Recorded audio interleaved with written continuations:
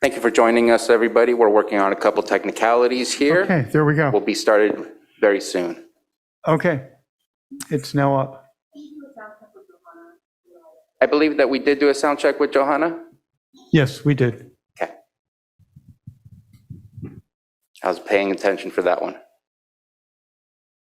We are ready, Chair. All right, thank you very much. Happy New Year, everybody. Today is January 4th, 2022, our first regular board meeting for the Lake County Board of Supervisors for the 2022 calendar year. And we are going to start this with a moment of silence. Just going to check with other board members. Is there a moment of silence from other board members? I have one. So, a close friend of mine, and also a very active community member in our community, Bob Hopkins, passed away over the weekend. I want to hold a moment of silence for him. He is a veteran, has continuously helped with the Vet Connects and the stand downs, and has done much to help out our veterans in our community. He helped rebirth Glory Days flag football that many adults had experience of having an adult football league to have access. He volunteered over at the Senior Center and was always active in doing whatever he could to bring sports and help in the community. He was also helping out with the intramural sports in Canocti Unified School District, doing the flag football games with the kids. He will be missed by all who knew him. The community has lost an important member, and we will hold him and his family in our thoughts today.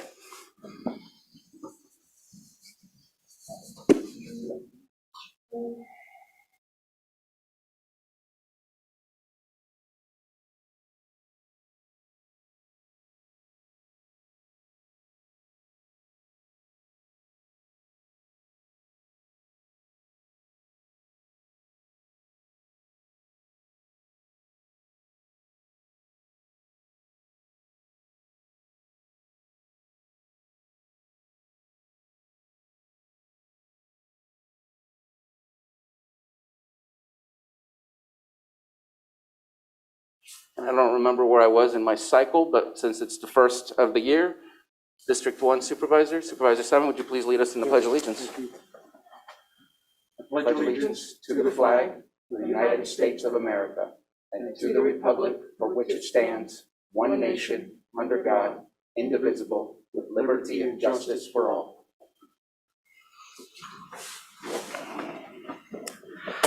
Thank you all. Item number, I feel like I'm in a tunnel. That my voice sounds very strange today. Maybe it's my ears more so than anything. Item number 4, consideration of extra items. Are there any extra items from staff, board members? Seeing none, let's go ahead and, that seems a little bit better. Thank you. Let's move on to the approval of the consent agenda. I do have some items that I will be pulling for further discussion, and that is item 5.3, 5.4, 5.6, and I apologize because I do have one more, and that will be 5.10. Anyone else? All right, and let's see if anybody in the public wishes to pull an item from the consent agenda. And seeing none in the Zoom room, and again, dial *9 if you're here on telephone, or press the button at the bottom of your screen to raise your hand. And seeing none, let's go ahead and bring it back to the board for action other than those items pulled. Mr. Chair, I will motion to approve consent agenda items 5.1, 5.2, 5.5, 5.7 through 5.9, 5.11 through 5.14. Second. You have a motion from Supervisor Crandall and a second by Supervisor Scott. Roll call, Johanna. Good morning. Good morning, Supervisor Simon, Yes. Supervisor Crandall, Aye. Supervisor Scott, Aye. Supervisor Pyska, Yes. and Supervisor Sabatier. Aye. Thank you. Thank you very much. And we'll go ahead and let the new chair take up those items when we get there. It's already 9:08, so we'll go ahead and continue with our timed items. 9:05 a.m., public input. This is for anything not on our agenda. If you wish to express yourself, you have 3 minutes. Again, if it's on the agenda, wait, and we will have public comment. Anybody in the boardroom have a comment? Go ahead and come to the microphone. Give us your name, and you have 3 minutes. And if you're in the Zoom room, raise your hand, and we will call on you. My name is Justin Quayle. I'm still trying to get into the cannabis program. I'm trying to figure out how we can work on getting, I understand you guys got a new people in there in charge, but some of us are getting overlooked on stuff that is not, how do I explain it? How do we get somebody to look over things that are getting passed and dropped through holes? People that are willing to not sue the county, not go through those processes and try to get a license when we're finding out files. And I'm talking to people and trying to point out there's a lot of mistakes that the county has made. And I make mistakes in life too. But let's work together in trying to get projects through that are good for the program. If we made these mistakes, maybe these people need to be held accountable for what they did make mistakes on. I've talked to numerous of you, 2 people here, but I've also talked to a lot of other people, and people are saying that these mistakes have happened. And even the CEO here has told people that I lie, and I'm not lying. These mistakes have happened. And all I want is a license or the chance to get to the board. These mistakes are happening over and over again. He's sending out letters now to the wrong neighborhoods for my project, for my meeting that's supposed to happen that I've been promised 3 times. And then right before the meeting, 2 days before the meeting, I had people coming from LA and other areas. The last meeting was supposed to be guaranteed. And we had people come from all over, and the day before I get told. I mean, I don't know, you want people to come and support families and projects that are good, but you got to keep your word too. Is there any kind of projects, or maybe we should start a new program where I get a group on Facebook and we come in and inspect our workers and their paperwork? I have a lot of ADA issues. I try to watch you guys online, but I'm blocked on one of them from commenting anything. I can't see who's talking, even when you do it online. Now, I've noticed other counties, they have lights that come on. I'm not going to suggest what counties, but you should look into it. When you guys do talk with these masks now that we're going to be permanently with them, not temporary anymore, ADA laws need to be upheld, and people need to be able to see who's talking. You can see me talking, I'm here. I don't know, there's a lot of frustration there, and there's my timer, I'm out. Thank you. Thank you for your comment. Anyone else in the board chambers? Please come on up.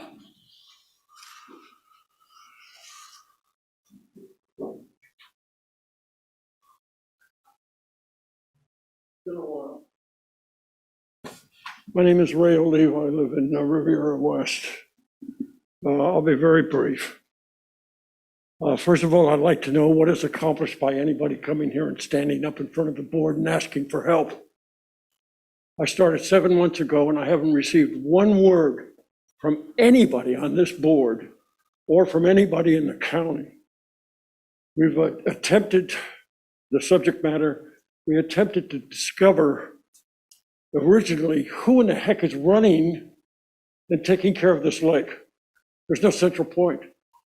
The committees are independent, in the building they're independent, in the state, feds. I mean, it's all over the block. And nobody seems to be responsible. And nobody seems to want to belly up to the bar and talk about that or do anything about it. I pointed out that the major committee that I went to, the Blue Ribbon Committee that I tried to talk at, they wrote back to me and said, you're right, there's nobody in charge. There's no central point. When, as an example, the sediment in the lake is going to have mercury in it. Nobody's ever going to be able to remove it. It's impossible to remove it from the lake, given the technologies that we have available to us.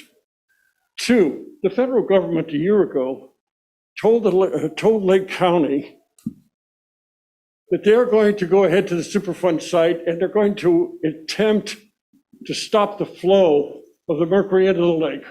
And there's some other sediment, but that's the major one. And what they were going to do was build a dam, and then they're going to around the sites, and then they're dig all the earth out, and they're going to put new earth in. They're going to put caps on the earth that they dug out, and then they're going to cover all of that over and plant on top of it. That's supposed to stop it. No, there's a lot of doubt about that. However, nobody talks about that. Nobody says a thing about that. However, it'll only take another 4 to 5 years before they're able to start with it. And what happens in the intervening time? Nobody that I've been able to find has even talked about Robinson Slough, which finally got some water in it. But there's an awful lot of particulates in that water. Why?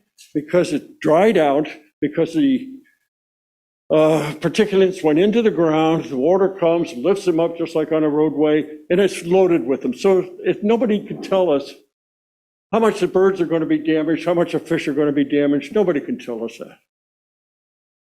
And yet we have committees running around that are supposed to represent the board, me, the rest of the community, and they're all individuals. There's no coordination for anybody.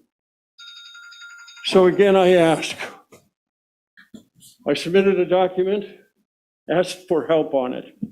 I raised some of the same issues that I've just talked about, and I've never heard anything back. I've never seen anything printed. I've never been notified of anything. And sir, if you can get to your final comment. Yes, my final comment is, when does this board respond to somebody who comes here on their own time and raises some issues? When does the county or the board respond to that person?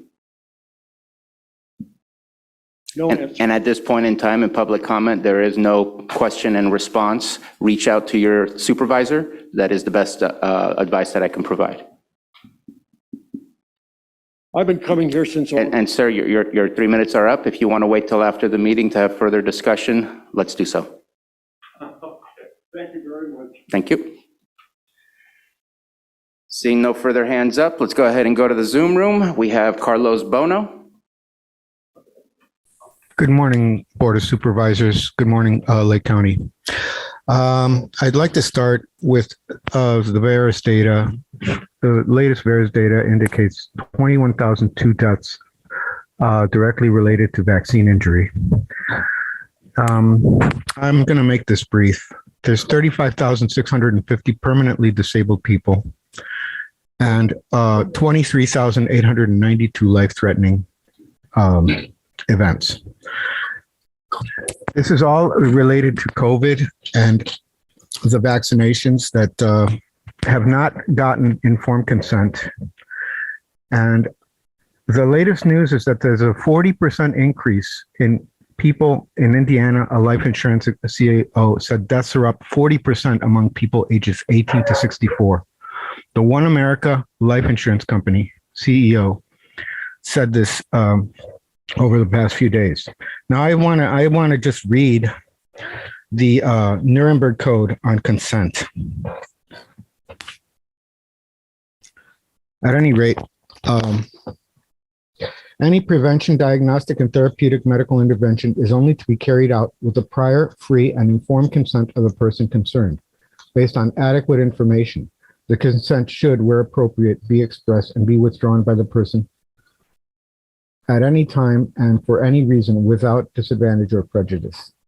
I want to reiterate that everyone that has taken COVID vaccine is an experimental subject. This is how you are considered by the drug companies. This is what you are. You are a test subject. You are an experiment. The people that have not gotten vaccinated are the control group. So they want to compare what happens with the control group and the vaccinated population. I want to stress that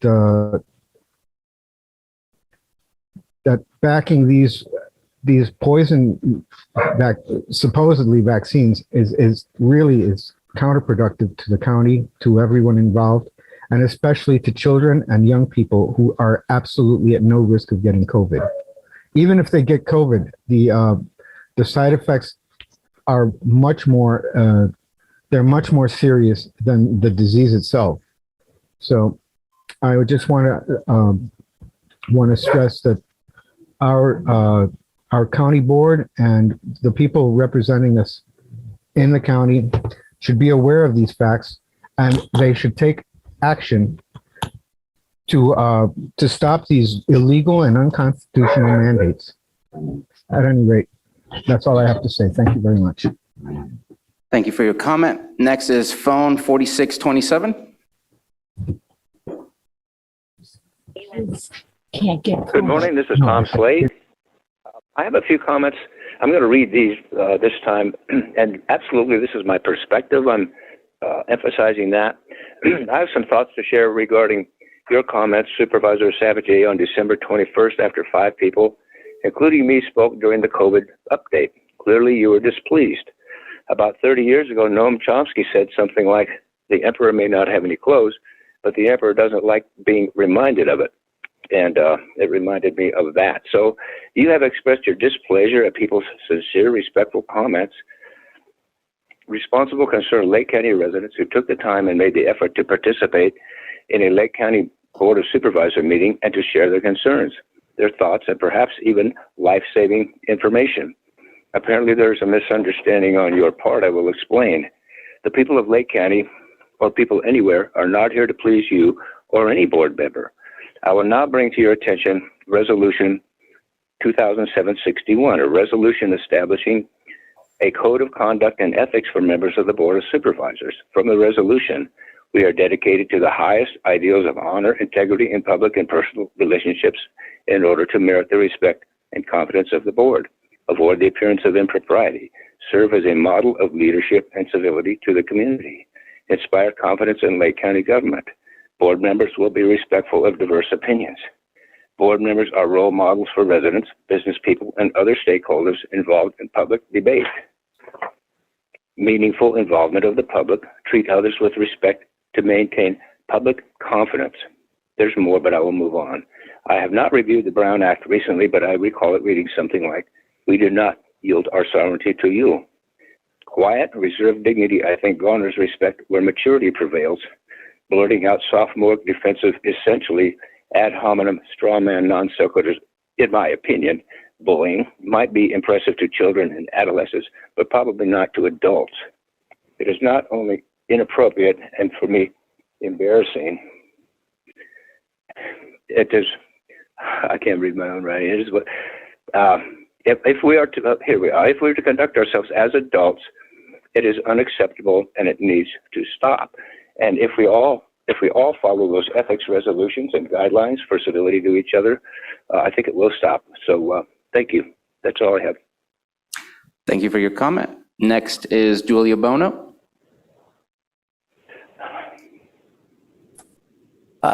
Hello, can you hear me? Yes, we can. Hi.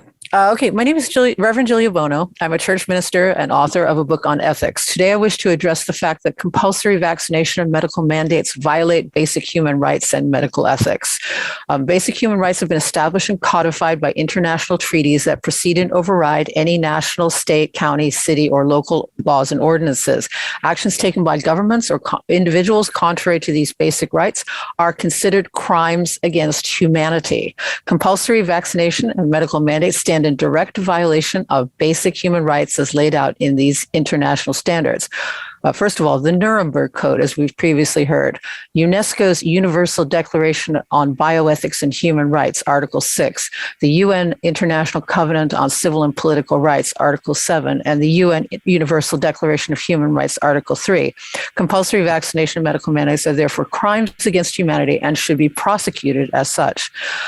Furthermore, medical mandates and compulsory vaccination are illegal and unethical. The UNESCO Universal Declaration on Bioethics and Human Rights states in Article 6 that any preventative, diagnostic, and therapeutic medical intervention is only to be carried out with the prior free and informed consent of the person concerned based on adequate information.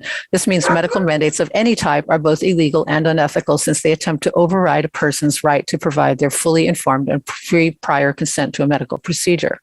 With respect to compulsory vaccination, it is unethical for medical practitioners to engage in, according to the World Medical Association, its International Code of Medical Ethics, which states that a physician shall respect a competent patient's right to accept or refuse treatment. It's also against the General Pharmaceutical Council's policy on consent, which states in Section 1.2 that people have a basic right to be involved in decisions about their health care. It's also a breach of the Medical Protection Society guidelines. It's also contrary to various governments' principles of consent for immunization. Compulsory vaccination is therefore unethical and illegal for governments to attempt to mandate or enforce and for medical professionals to engage in. All of the COVID-19 vaccines are of recent invention, should therefore be considered experimental until long-term human clinical and even multi-generational trials have been completed, notwithstanding any approvals given by the FDA or other U.S. government agencies. Furthermore, any drugs used or developed to treat or prevent COVID-19 should also be considered experimental. The testing on human subjects of an experimental vaccine or drug without their fully informed consent is unethical, according to the World Medical Association's Declaration of Helsinki, Articles 25 to 30. Any physician must also fully inform their patient about the aspects of their care that are related to research being done on vaccines, experimental drugs, or treatments. Furthermore, Article 31 of that declaration states that the refusal of a patient to participate in such research should never adversely affect the patient-physician relationship. This means your physician cannot make vaccination a compulsory condition of your continued treatment by them. In conclusion, I wish to warn the board and those listening that it is illegal and unethical to impose medical mandates on the residents of this county. If you can get to your last comment. That was it. All right. Thank you. If you want, I'll repeat it since you spoke over it. Go ahead and say your final comment. In conclusion, I wish to warn the board and those listening that it is illegal and unethical to impose medical mandates on the residents of this county. Thank you. Thank you very much. I've just been alerted by our technical team that there seems to be a potential issue. We need to do a reset. And so we're going to go ahead and take a 3 minutes. We're going ahead and take a 3-minute break. We will reconvene at 9:28.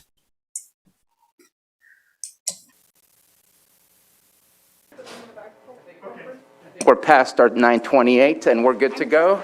Going to the mixer Friday. Okay, and I apologize for the lag. Wanted to make sure that our technology was working appropriately for everybody.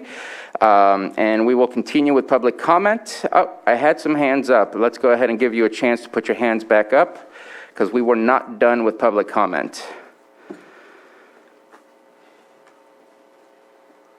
Oh, no, I didn't mean to do that, sorry. I was going to call on you.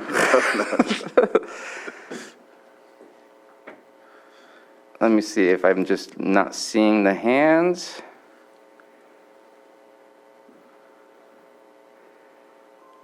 Who had their hand up?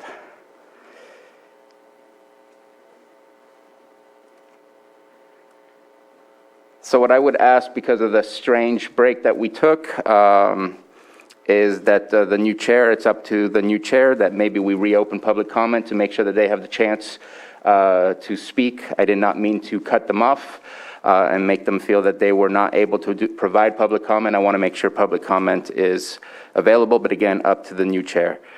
We do have a hand up. Phone 1113. Who was the other one? There's one more. Okay, hi, this is Dr. Will Tuttle. Can you hear me? Yes. Okay, yeah, I was just silent for a long time. So, yeah, I'm calling regarding the county's response by the supervisors and by the health director of the COVID pandemic. And as we heard earlier from somebody, there's this new very large insurance company, and he says that it's all the insurance companies basically throughout the United States are showing a 40% increase in deaths among 18 to 64-year-old people. This is absolutely unprecedented. It would be a once in every 200-year event to have a 10% increase in the death rate, and this is a 40% increase. So something is killing a lot of people. It's not COVID, and because those rates are way down. And so there's also just been released from Germany a very eminent German pathologist named Dr. Arne Burkhardt. He has examined the remains of 15 people who died following the so-called the vaccine injections, and 14 out of those 15 he found were definitely deaths that were due to the injections. They were the body was attacking its own organs. All these deaths, of course, they were not attributed to the vaccines, as they never are. And so he found that 14 of the 15 actually were caused because they had extensive autoimmune attacks on their own organs that were triggered by the COVID injections. And an eminent German scientist has said, following this is a quote, that the conclusion is that essentially every inoculant recipient suffers damage, with more damage after each shot. Given the seriousness of the types of damage, autoimmune disease, cancer, reemergent dormant infections, clotting, strokes, cardiac damage, etc., these effects will translate into lifespan reduction, which should be counted as deaths from the inoculations. So in the USA, where about 200 million people have been fully inoculated, the number of deaths will not be the 10,000 or so. Of course, it's up to 20,000 reported in VAERS, but could be closer to tens of millions when the inoculation plays itself out. So I think we have to realize that this is an unprecedented attack on humanity that's being covered up very obviously by the mainstream media, by governmental organizations for some reason. And it seems that the corruption is so deep here that it's very difficult for justice to be served. And I guess I would just remind everybody, myself included, that all of us will face accountability for our actions after we leave this body. And I think that's probably the most important thing to be aware of. We have people on the board who are from the Native American tradition. We have women, and it's really indigenous people. Your 3 minutes are up. If you'd like to make your final comment. And also children are suffering terribly. So just to keep this in mind. Thank you very much. Thank you very much. All right, I see no further hands up. And the other person that did have their hands up was Michael Colbruno. I know that he did, I believe, emailed all of us. And so if that was the message, it's definitely been received. But just wanted to at least let you all aware that that was the other hand that is not coming back up. So we're going to go ahead and move on from our 9:05 a.m. and move on to our, strangely enough, 9:01 a.m. I guess I should have done that first. My bad. Election of Chair of the Board of Supervisors and Vice Chair of the Board of Supervisors for 2022. I would like to first thank the board for the opportunity to be the chair for the entire calendar year of 2021. It was definitely an honor. And in doing so, I would like to actually pass the gavel right now to my neighbor, Supervisor Simon, so that I may be able to make a motion to de-seat myself and request for a nomination, rather than wait for the board to make the nomination for me. And so I just want to open up the nomination, and then we can open it up for discussion, but I'd like to nominate Vice Chair Crandall as the next chair of the Board of Supervisors for 2022, with Supervisor Scott as the vice chair for 2022. Opening it up for discussion. Okay, so I'm the chair now. At this moment in time, yes. Thank you very much. Okay. Excellent. There was, wasn't prepared for that, Bruno. I was just, Nice little heads up I was humbled by the opportunity, and I'm humbled by stepping down and giving someone else the opportunity. And rather than waiting for someone else to make that happen, I want to make that happen on my own. Okay, all right, there's a motion and a second. So at this point, we need to have public comment? Yeah. Or board comment first? Apologize. I don't know that there's public comment on this or not, but it looks like we're getting a yes. Yes, on everything. Everything. Yes, so, Should've any guessed. comment from the board? No. Excellent. We'll go ahead and open it up to public comment. Any comment in the room? And I don't have Zoom open, No, so. no comments on Zoom. I don't see any. Okay, hearing none, hearing no public comment, we'll go ahead and bring it back to the board for action. And motion stands. Yep. Second. Second. Oh, I apologize, I didn't ask for a second. All right. Johanna? Okay. Let me see if I can get the order right. So Supervisor, it'd be Supervisor Sabatier, Aye. Supervisor Crandall, I guess I'll abstain. Say yes. Yes. Yes. okay. Teasing. Supervisor Scott, Aye. Supervisor Pyska, Yes. and Supervisor Simon. Yes. Thank you. It was funny to watch Anita go, no. Congratulations. All right. So I guess we, Are we going to take a 5-minute break? Would you like a 5-minute break? 30 seconds. 30 seconds? All right, let's take a 30-second break. Be back in just a minute. We got to move some chairs around. All right. Clean out your snack drawer? It never changed from when it was before. But you're leaving it for me? Yes, there's some goodies from 2020.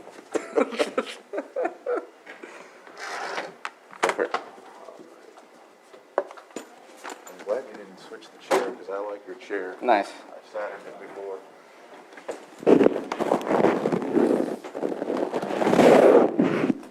Sorry about that.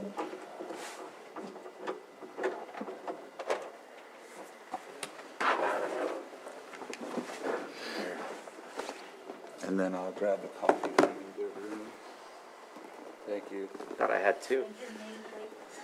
Oh, yeah.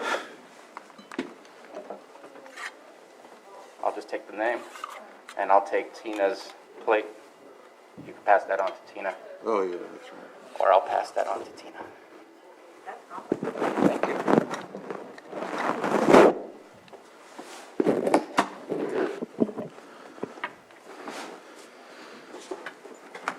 Okay, so we're ready? Everybody settled? All right, excellent.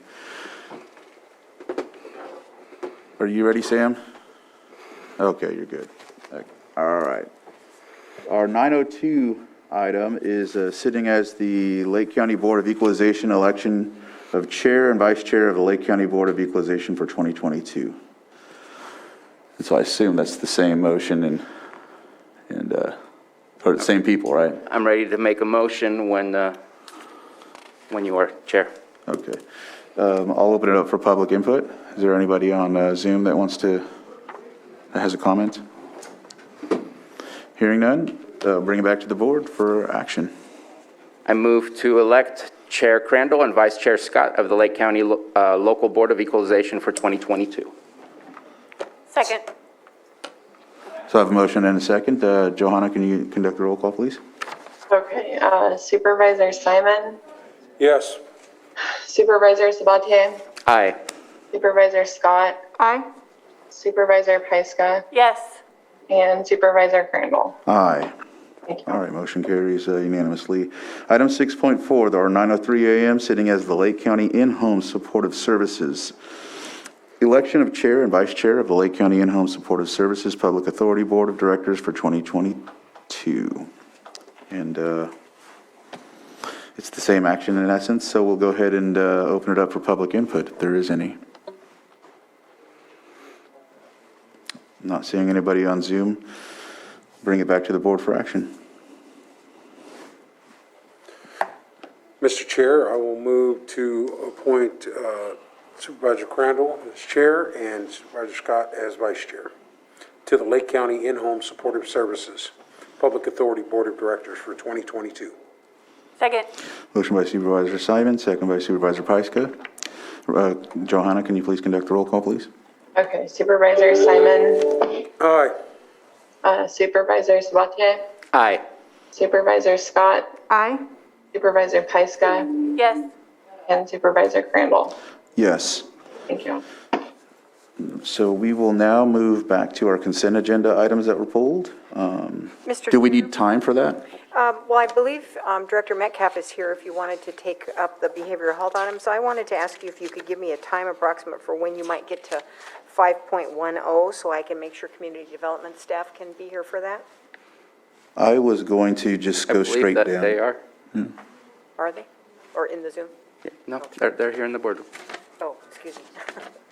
Okay. Oh, All right, we're They're- good then. All right, so we'll start with 5.3. And let me go to it so I can read it off. 5.3, approve agreement between County of Lake and Redwood Community Services Incorporated for the MHSA Traditional Youth Drop-In Center Program expansion for fiscal year 21 and 22. Director Metcalf, if you're present, the floor is yours. Yes, thank you, Mr. Chair. Congratulations on your new appointment and other members of the board. So this item 5.3 is also similar to item 5.6 that was also pulled earlier this morning.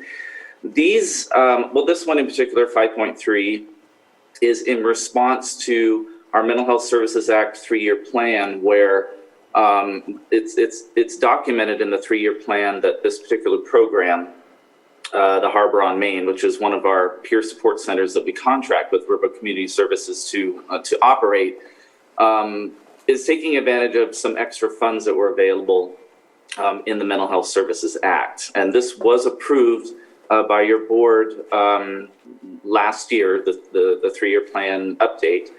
And I know we probably sent too much information as attachments to this item. And in hindsight, we probably should have referenced the particular page numbers in some of these documents, because I know there's a lot of reading.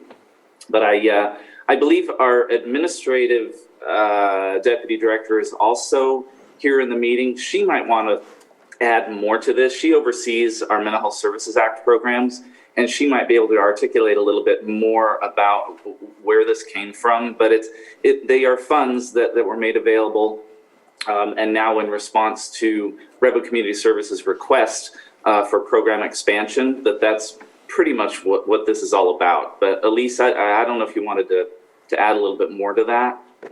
Sure, I'd be happy to. Good morning, your board. So this item 5.3 to provide expansion of the Tay Drop-In Center, the Harbor on Main. Actually, this wasn't this program, and then also item 5.6 were not the only two programs that received programmatic expansion dollars through MHSA. Motherwise is also another program that's supported in part by MHSA, and there was an application process, if you will, to access these programmatic expansion dollars, where programs had to say how the funding would support them in further developing the program, and they were reviewed and awarded based on merit. And so these are, I just want to point out that these aren't the only two programs that receive these expansion dollars. Thank you, Mrs. Jones. Director Metcalf, do you have anything else to add, or? I just didn't know if you had any particular questions about this item that we'll do our best to answer. But I hope that helped clear it up a little bit. Is there anyone from the board that has any comments or questions? Supervisor Sabatier? Thank you very much. So the reason that I pulled this is if you open up the agreement on page 7 of the PDF where it says description of services, there is no description of services in all contracts. That's what I usually go to figure out why are we doing this in the first place. And this one says contractor shall utilize the supplemental program expansion funding for the existing program at the facility. And the facility is just giving us an address, but it doesn't give us the program.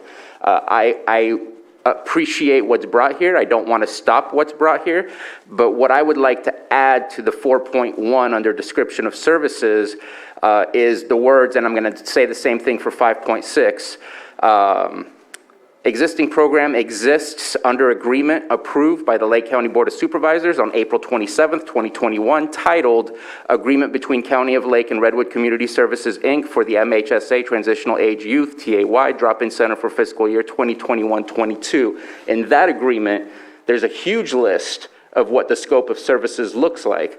That way, I had to do a lot of research to even find what that contract was. If this is embedded in the agreement, then it's easy for the public to find, it's easy for us to find, but at this moment in time, we have money being offered, but it's hard for me to know exactly what those services are when in the description of services, it just says that there's another program happening. I think there needs to be a more direct link. So I'm looking to create that direct link. If we can add that language today and approve it today, I would be happy. I do not want to stop this. I just want to make it easier for the public and for us to be able to make sure that we connect it to the program that's already in existence. This is an expansion to a program that exists, but I see no connection to the program we are expanding specifically. It just says it's expanding a program. Thank you, Supervisor Sabatier. Director, is there anyone else from the board that has a question or comment? Tad? Director Metcalf, did you have anything to say about the Supervisor Sabatier's concerns?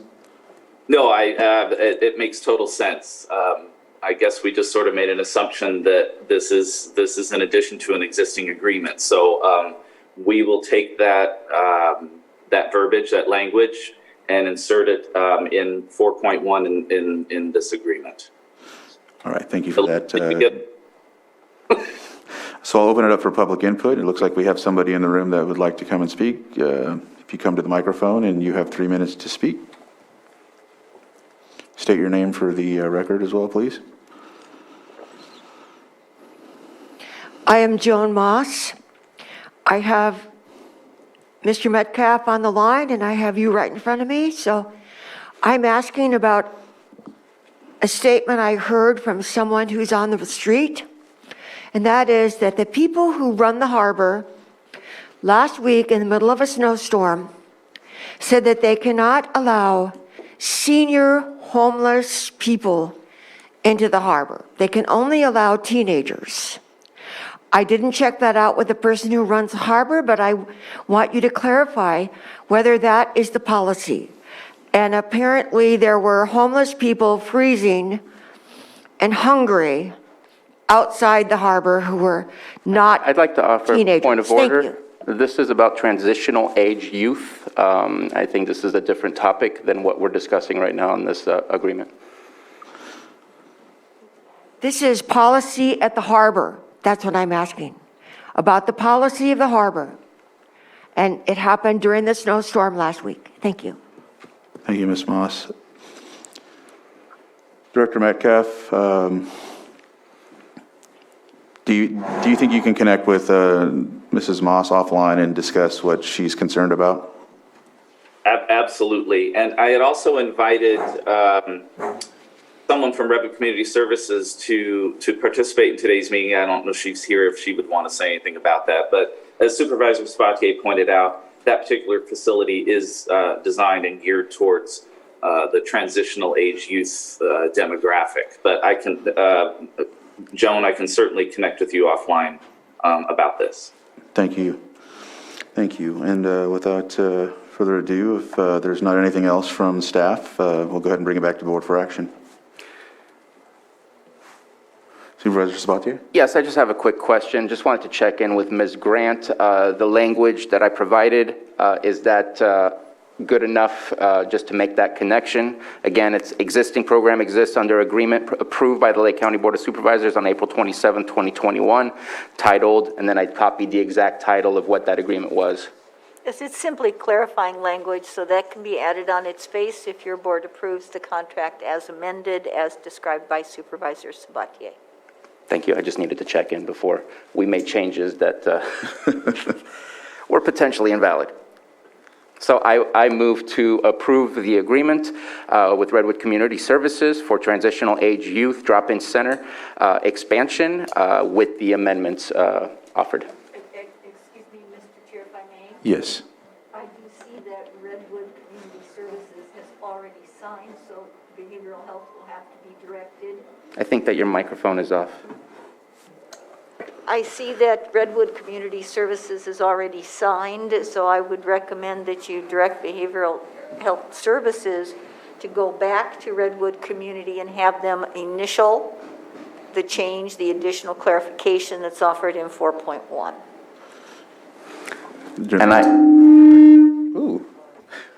And I amend my motion to add that direction to staff. Motion by Supervisor Sabatier, Second. second by Supervisor Simon. Mr. Johan? Chair, we also have a representative from Redwood Community Services in the Zoom room if she wishes to speak. Her name is Victoria Kelly. Okay, I'll hold the action for a second. Victoria, would you like to state anything? Good morning, Board.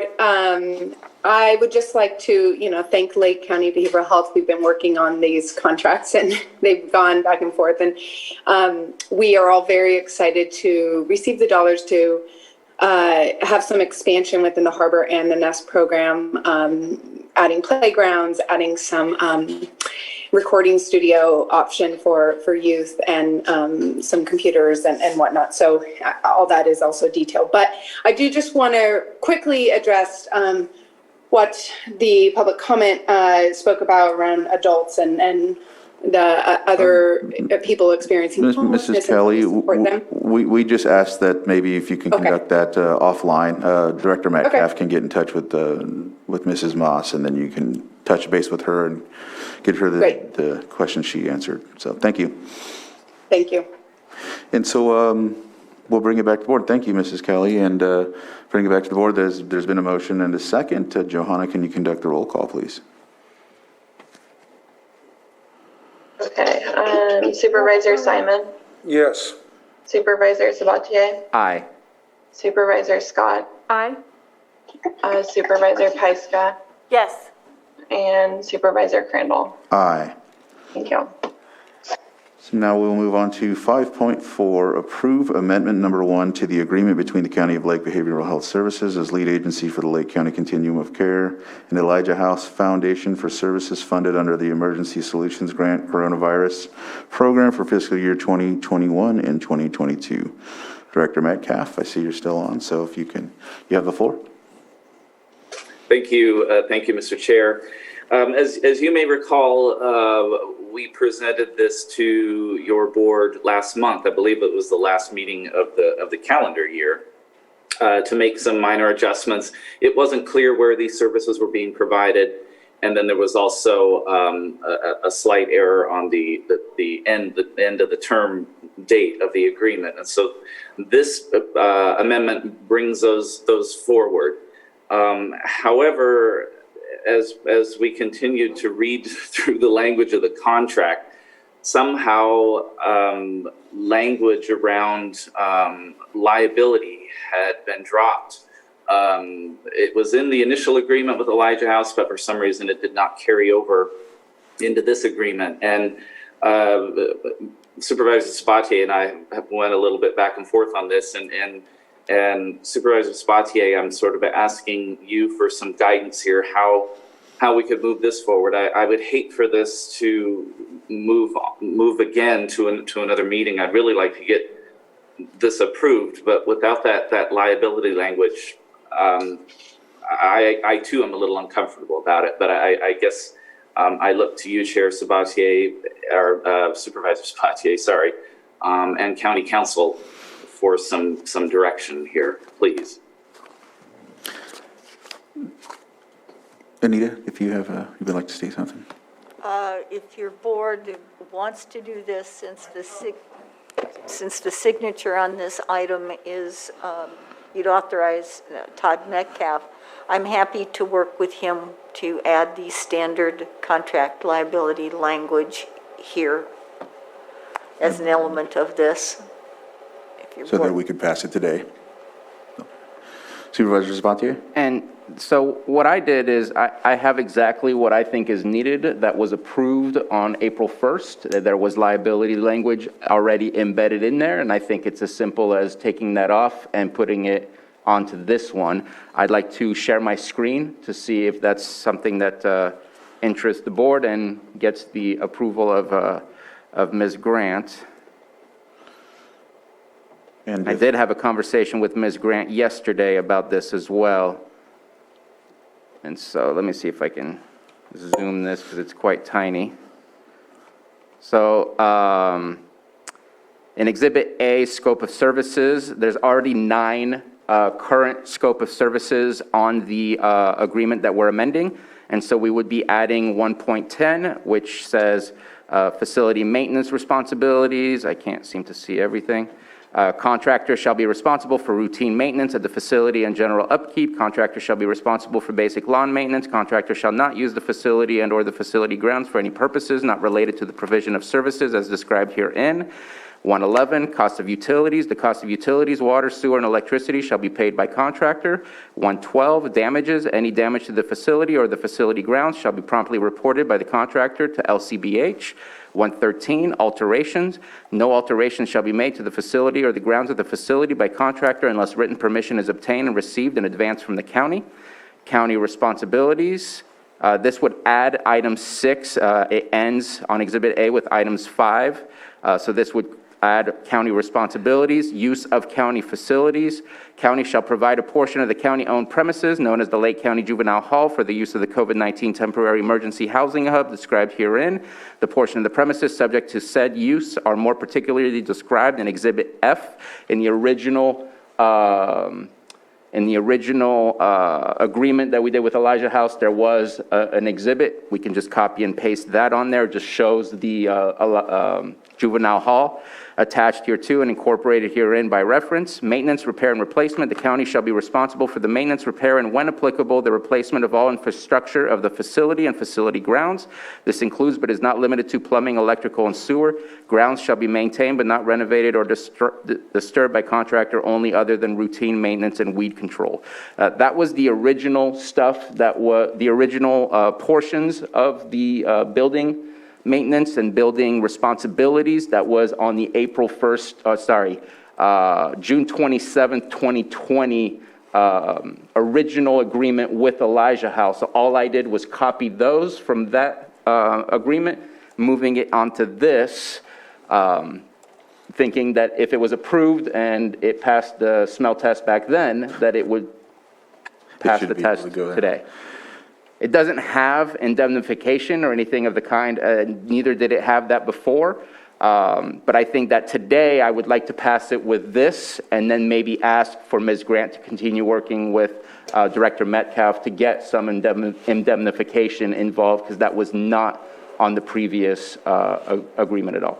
Ms. Grant? And we do have standard indemnification provisions that can be employed here with just some minor tweaks given the nature of the agreement. But we're happy to do that. It won't deviate from anything the board's previously approved, but we're happy to add that language into this agreement if your board determines to approve it today for Mr. Metcalf's signature as indicated. And so again, just to finish, none of this is created by me. This is only copying the original agreement, which then this fell off of the now April 1st, 2021 agreement that was begun earlier last year. Good catch, thank you. Director Metcalf, does this seem amenable to you? Oh, absolutely. Thank you. Thank you for the direction. And Ms. Grant, you and I can connect after this, and we'll incorporate the suggested language. All right. Anything else from the Board of Supervisors? And I'm not seeing anything from the public. Let me see if we can get back to... I'm going to take down the share. Yeah, take down the share if you can. Oh, so sorry. Look good on my screen. I'm not seeing anyone on Zoom, and so I see someone in the room. Can you please come up to the mic and state your name for the record? Yes. And if we can ensure it's involving the Elijah House Foundation, the item on the agenda. Yes. Joan Moss, I just have a quick question. I understood Elijah House was a shelter for the homeless originally. Now, it looks, I haven't looked at all the accompanying materials, but I want to know if a person who is going to stay at Elijah House has got to be under quarantine or has got to have COVID in order to stay there? That's what I wanted to know. She's referencing a different program. The SSTU program is the one that quarantines people that have no location to quarantine.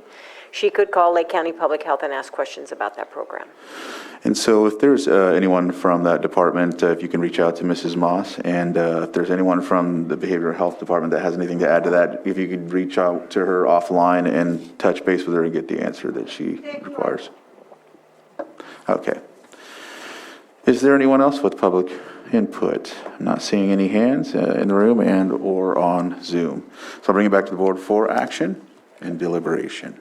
I move to approve the amended agreement with amendments shown in the share screen with direction to staff to work with Ms. Grant on the indemnification clause. Second. So I have a motion by Supervisor Sabatier, second by Supervisor Scott. And Johanna, can you please conduct the roll call? Okay, Supervisor Simon. Yes. Supervisor Sabatier. Aye. Supervisor Scott. Aye. Supervisor Pyska. Yes. And Supervisor Crandall. Aye. Thank you. And we will now move on to item 5.6, approve agreement between County of Lake and Redwood Community Services Incorporated for the MHSA Lake County Family Stabilization Program expansion for fiscal year 2021 and 22. Looks as if we had somewhat covered a lot of this on 5.3, but if there's anything else to add, we'll go ahead and Supervisor Sabatier, go ahead. And so again, on the description of services, it just pointed to an existing program without providing any specific link. I'd just like to add the language, existing program exists under agreement approved by the Lake County Board of Supervisors on April 27, 2021, titled Agreement Between County of Lake and Redwood Community Services, Inc. for the MHSA Lake County Family Stabilization Program for fiscal year 21-22. All right. Anything else to add from the board? No? If there's not, we'll open it up for public input. Not seeing anyone in the Zoom room or in the board chambers, and so we'll bring it back for deliberation. I move to approve the agreement with Redwood Community Services for the Lake County Family Stabilization Program expansion with amendments as noted. Second. So I have a motion by Supervisor Sabatier, second by Supervisor Simon. Johanna, please conduct the roll call. Okay, Supervisor Simon. Aye. Supervisor Sabatier. Aye. Supervisor Scott. Aye. Supervisor Pyska. Yes. And Supervisor Crandall. Yes. Thank you. With that, we'll move on to item 5.10, which is the second reading of ordinance amending section 21-3.7 of chapter 21 of the ordinance code of the County of Lake by adopting a sectional district zoning map number 3.7 B 1.405. Community development. Is there anyone here from community development? Looks like we have somebody, but did you want to come to the front and yeah, you can come forward.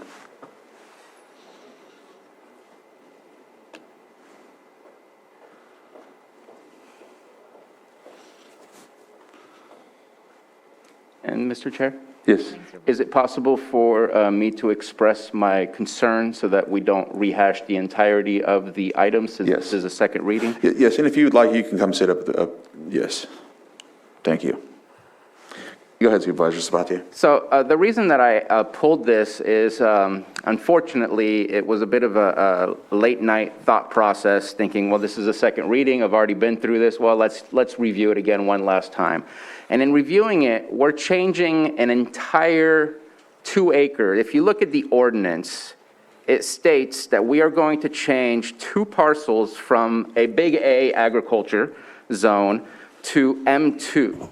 It doesn't show that it's going to be a split zone where it's going to be A/M2, but yet it talks about 7 acres out of the total, I don't know how many acres, but it's like 50 acres total or more between the 2 properties that we're discussing, where a portion of each of those 2 properties is going to be potentially developed in industrial style.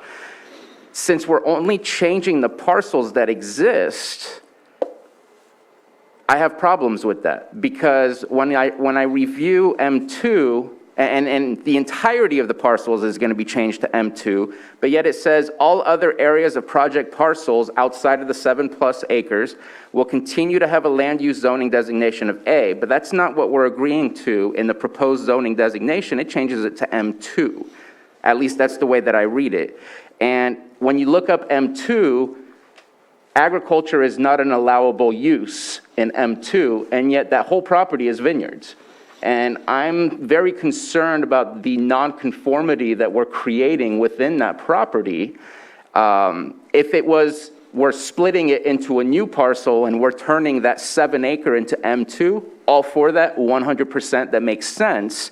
But to change both of the entirety of those properties into an M2 when there's vineyards on the majority of one of those parcels doesn't make sense to me any longer when I review it in that case. So I'm concerned that it talks about somewhat split zoning on top, but the proposed zoning designation does not propose split zoning.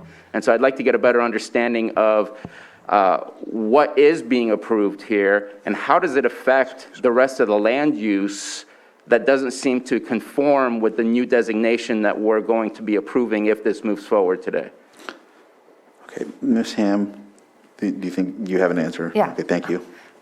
Okay, good morning. Good morning. Supervisors. Okay, so it's actually one legal parcel. It's actually not two parcels, but for some reason it was a voluntary merger, so it's one legal parcel. There is only 7 acres of that whole parcel is going to be M2, and the rest is going to be ag. So it is a split zone, and split zone is actually pretty common in Lake County, and yeah. So my question is, in the ordinance that we're approving, it says current zoning designation is A. Yes. Proposed is M2. If it said A/M2, then I would agree with you that we're doing split zoning, but it doesn't look to me like we're approving split zoning. And I'm very confused about what you just said. I need some clarification. You said it's not two parcels, but we're looking at two parcels on the ordinance that we're approving. In our APN book, it is actually one parcel, but for some reason in our GIS and I don't know where you're referencing from. I'm referencing from the ordinance The map. itself. It speaks of 008-03817 and 008-03844. It's actually one parcel.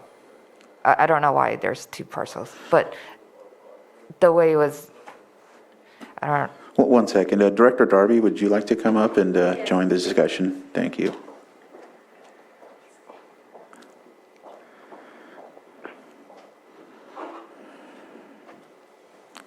All right.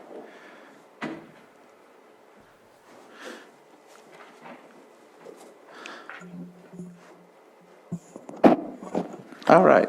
Hello, everyone. Is it on? Yeah. Yes. So this particular property, from my understanding, so this was actually submitted prior to my arrival here, but at this particular property, I understood there was actually two different parcels, two different lots. And my further understanding was that the property owner was proposing to go from one lot to two lots. In the past, he's done that.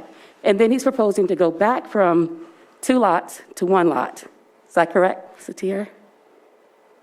On the APN book, okay, it was 2 lots, and right now is 1 lot. Okay.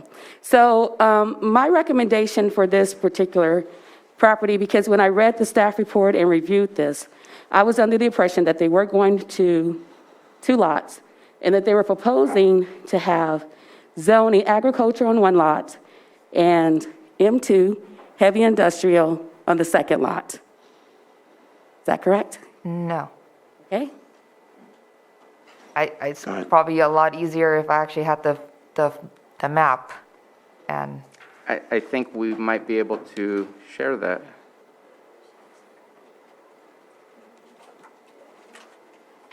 That would be from last week.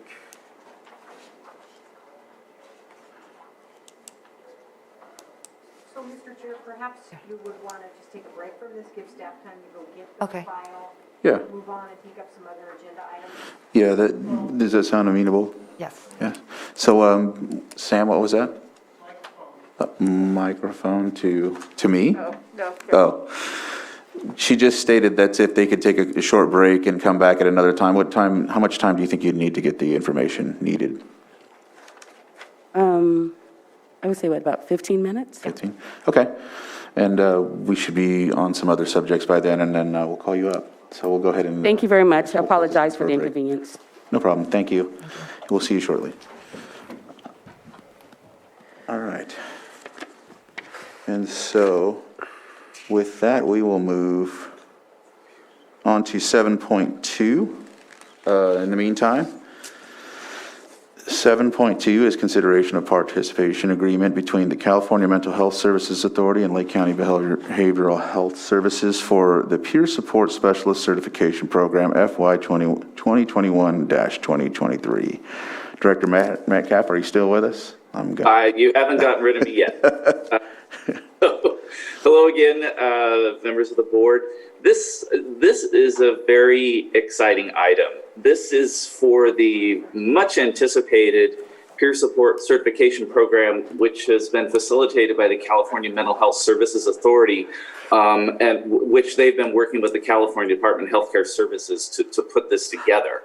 The California Mental Health Services Authority is taking the lead in this initiative, in particular around identifying sustainable program funding to support this effort, in addition to developing a training curriculum, et cetera. So what this means is that these participating counties, of which we are one, will be able to certify our peer support staff, again, after going through a training curriculum developed and approved by both California Department of Healthcare Services and the California Mental Health Services Authority. But what this will do, this will allow our peer support staff to be able to provide and bill for Medi-Cal services. This is a first for our peer support staff who truly have so much to offer our clients, since our peer support staff have actual lived experiences in behavioral health. So it's exciting because this is going to be another revenue stream for us. Of course, I'm always excited about that. In addition to enhancing the services and programs we're already providing at our peer support centers. I hope that our Administrative Deputy Director, Elise Jones, if she's still with us, she was more involved in the planning of all of this, and I hope I covered it. But Elise, did you have anything else you might want to add to this? No, I will just enhance and amplify your point that this certification enables these staff to be able to bill up some services that they provide through Medi-Cal, which is great because they're already doing they're doing the work already, but now we can receive revenue back from the work that is already done. Thank you, Elise. So we're asking for board approval for us to enter into this agreement with the California Mental Health Services Authority. And again, I can't say enough how, I mean, this is monumental and very exciting. It's a really big deal. So we're just excited about it. Thank you, Director Metcalf and Mrs. Jones. Is there anyone from the board that has any questions or comments or statements? No? Anyone from the public? It looks like we have a couple of hands up in the Zoom room, so I'll start with them. First was Julie Colfax. If you can unmute, and once you start, you have 3 minutes. State your name for the record.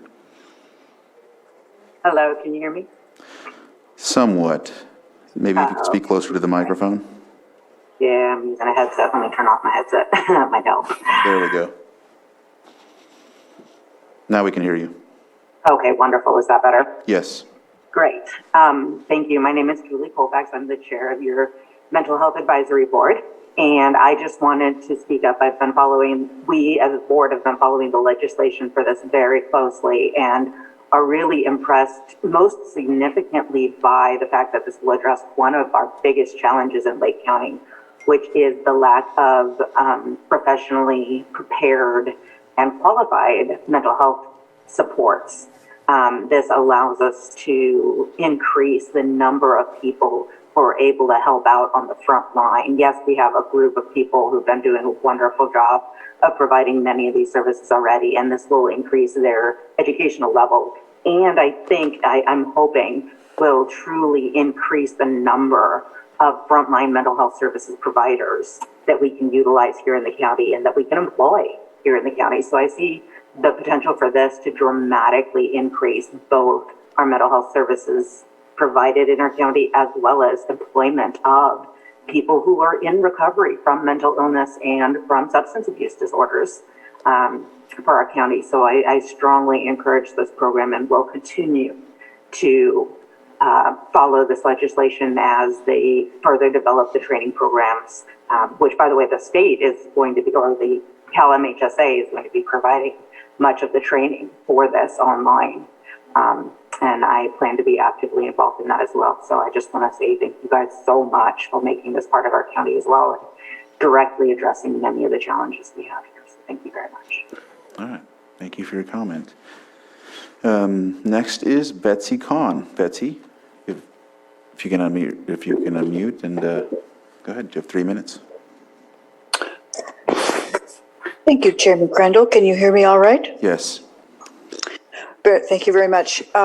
Yes, I sent an inquiry to the staff of the administration earlier, a few days ago, in regard to the agreement itself, because the last page does not contain a specific scope of services and funding description. I, as a peer counselor for the County of Lake in many venues for the last 16 or 17 years, I'm certainly delighted that we're going to be able to get that certification for the people who are currently actually volunteering and providing services, as I have, under supervision of various agencies. This is all really wonderful stuff, but I'd like to know what the reason I'm concerned about this blank page is because I would like to know what the degree of participation will be from our local behavioral health services staff and the people who are currently doing this work for the development of the curricula, because the curricula itself is not defined yet. The legislation did not provide funding. Certainly agencies at the Department of Healthcare Services and so forth will be doing that this year, possibly next year in legislation. But this is a blank check. Could somebody please address this absence of information? Thank you, Betsy. I can start. It is actually blank, basically for what you just said, that a lot of this is still under development, so it is blank on purpose. But Elise, sorry, I keep asking. I know, Elise, you went back and forth on this with, I believe, someone at the state level yesterday, and I don't know if you have any more to add to that. I do. Thank you.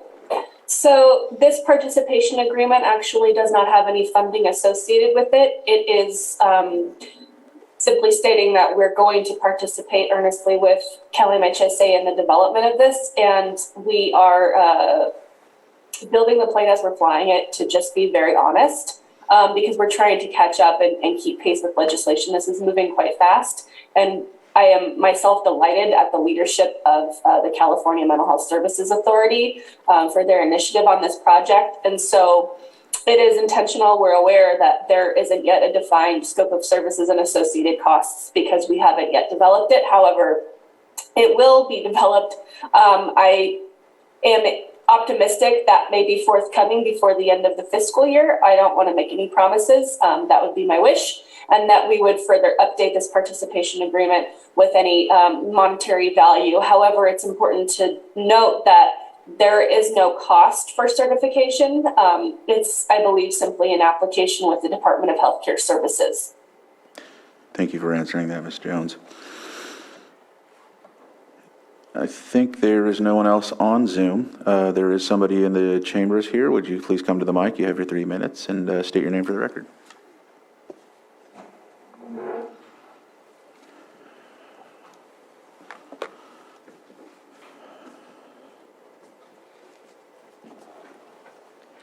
Joan Moss.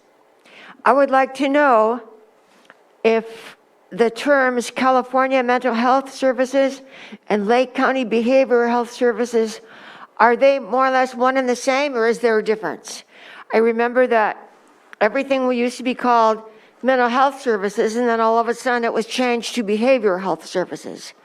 My second question is, I'm quite familiar with the peer counseling going on, and I'd like to know if this means that the peer counseling that happens, that is now volunteer, will now, that the people who get the counseling will be Ms. Moss, be able to pay, and then I want to know if the senior peer counselors will be paid. Okay, thank you for letting me finish those questions. Okay, and again, we'll have them reach out to you again, because this is about the certification, approving the certification program.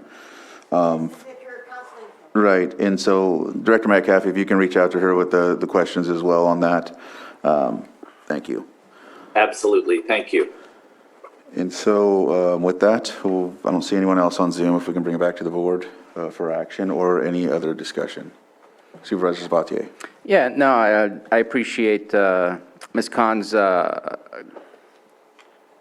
comment. My assumption was that when we receive money, we usually have to approve the receiving of funds from the state. So I believe that if that is the case, that in the future we do receive some funds, that we would have to approve that coming in, because any changes to what we believe were going to be our revenue streams and any new revenue streams, we usually have to approve. And at that point, we would have there would be a part of that topic, and that conversation would include what the funds would be used for. If it's used for a contract, the scope of services would be within the contracts, and so on and so forth. So that was my assumption, and I'm just kind of checking in with Director Metcalf if that is the correct assumption, or if it's a different process.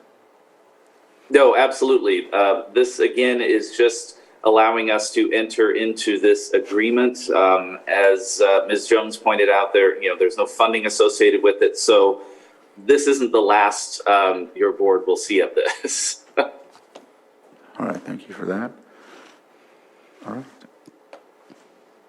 So it looks like we just need action. Supervisor Sabatier? I move to approve the participation agreement between California Mental Health Services Authority and Lake County Behavioral Health Services for the Peer Support Specialist Certification Program, fiscal year 21 through 23. So a motion by Supervisor Sabatier. Second. Oh, actually. That's all right. Oh, well, we have a second, but I'll go ahead and open it first. No, I was just going to go ahead. It's already seconded. Oh. Sorry. All right, so we have a second by Supervisor Pyska. Johanna, please conduct the roll call. Okay, Supervisor Simon, Yes. Supervisor Sabatier, Aye. Supervisor Scott, Aye. Supervisor Pyska, Yes. and Supervisor Crandall. Aye. Thank you. So moving on to, actually, it looks like we have our Community Development Department back with us right on time. And so we'll go ahead and go back to item 5.10. And with us, we have Director Mary Darby and Satir Ham from the Community Development Department. And so we'll continue where we left off with the map is what we were looking for, or something of that nature. Thank you.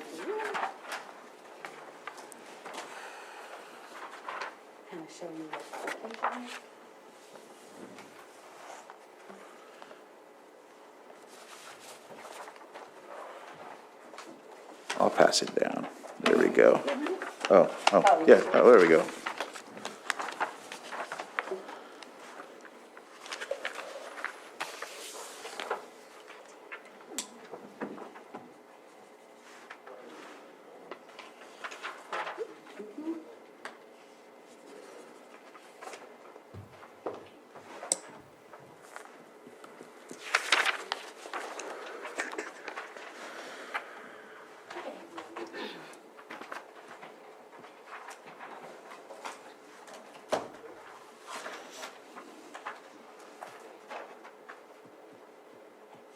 Okay.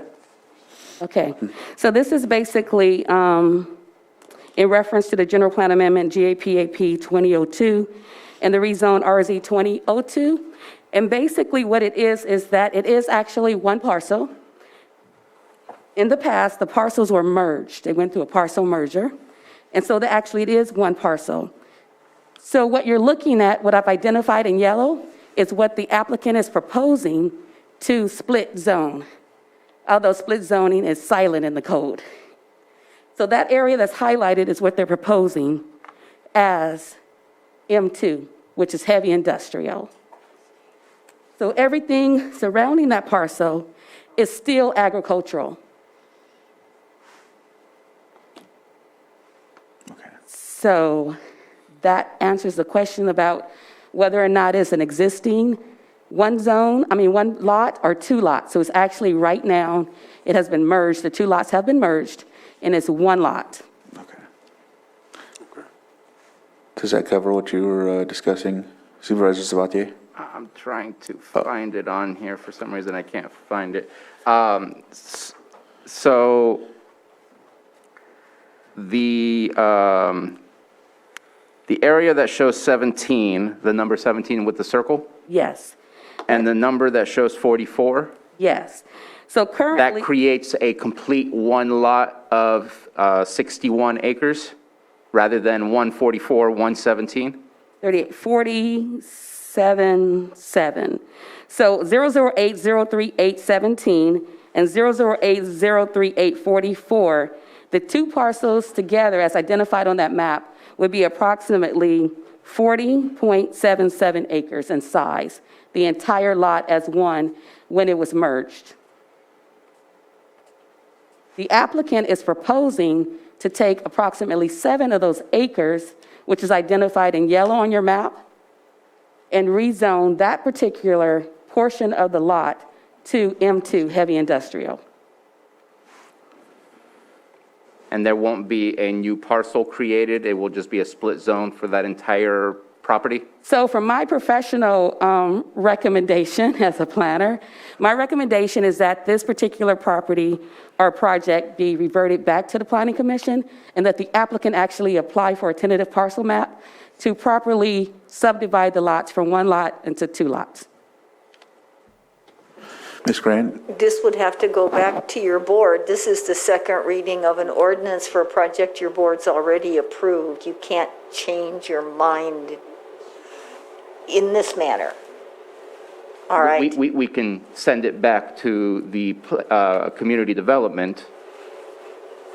At this point, all you can do is refuse it for a second reading and rehear the matter. But again, this is only on for one thing. It's only on for the second reading of an ordinance.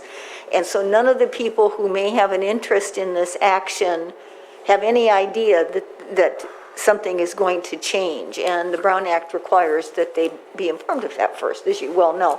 So that would have to adjust. There is a question just in terms of you have two different parcel numbers, but the property had merged. Your board may want to inquire why there's not just a parcel number. I know that there was some discussion about how the GIS is something else, but the act of the merger generally results in a parcel number, does it not? That is correct. So why it's not represented as such in the current zone, I have no idea. My recommendation, it would be I don't know about split lots. The zoning code is very silent on split lots, so I'm not very familiar with the split lots here for the county. And it would be very difficult to be able to identify which 7 acres is actually going to be zoned M2. Supervisor Sabatier? So two things. One, I can't approve this today, and I apologize that I didn't have these thoughts for my first reading, just for the fact that we're approving 2 parcel numbers being proposed with a different zone when we're being told today that it's 1. So I think that the ordinance that we would be approving is already incorrect, and that we need to figure out, are we talking about 1.7 or are we talking about 4.4? Or what is the new parcel number that makes it 1? And 2, I don't know that A and M2 can be split when M2 doesn't allow for A to happen within one another. I think that to have 2 different zones that have overlap of allowable uses makes sense, but to have two different zones that conflict with one another and don't allow those types of uses to happen within its zone, I'm confused, and maybe I just don't know enough of zoning to say that it works or not. But at this point, with the way it's written, we're not split zoning. We're turning it into an M2, and we're doing that for two parcels, not one. So I'm not comfortable with moving forward with the ordinance as it's written in front of us today. Did you have anything to add to that? Yeah, I just wanted to clarify, if it's okay, Satir, on staff analysis. So staff analysis, when this was actually analyzed by staff, the M2 recommendation for approval is because the parcel that's to the east of the number 17 on your map is actually zoned M2. So that compatibility of an adjacent zoning that's there would not be unusual, and it wouldn't change the character because M2 zoning is already adjacent to that property. And I'm sure that that's probably what staff was looking at when they did their analysis of this particular property.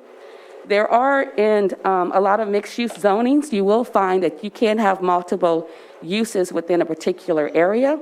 So it may not be unusual to have industrial uses next to an agricultural uses. It's just, so that's probably what staff was thinking about when they prepared their analysis on that. And I appreciate that. I made the same comment on our first reading that the area already has M2 and it's surrounded by ag. It's the two together as a split zone. The adjacent makes perfect sense to me. That property, you can do such and such, and this property, you could do such and such. But I'd like to get a little bit more information of how the split would work, knowing after going through the zoning ordinance of M2 that they kind of conflict with one another. How does the one piece of land have two conflicting zones on one? So I appreciate the comment, clarification, but I'm very uncomfortable with moving forward as the ordinance is written. Do you have anything else to add to that, or? No, we just would like the opportunity to come back and correct our staff reports and present it where facts are a little bit more reasonable.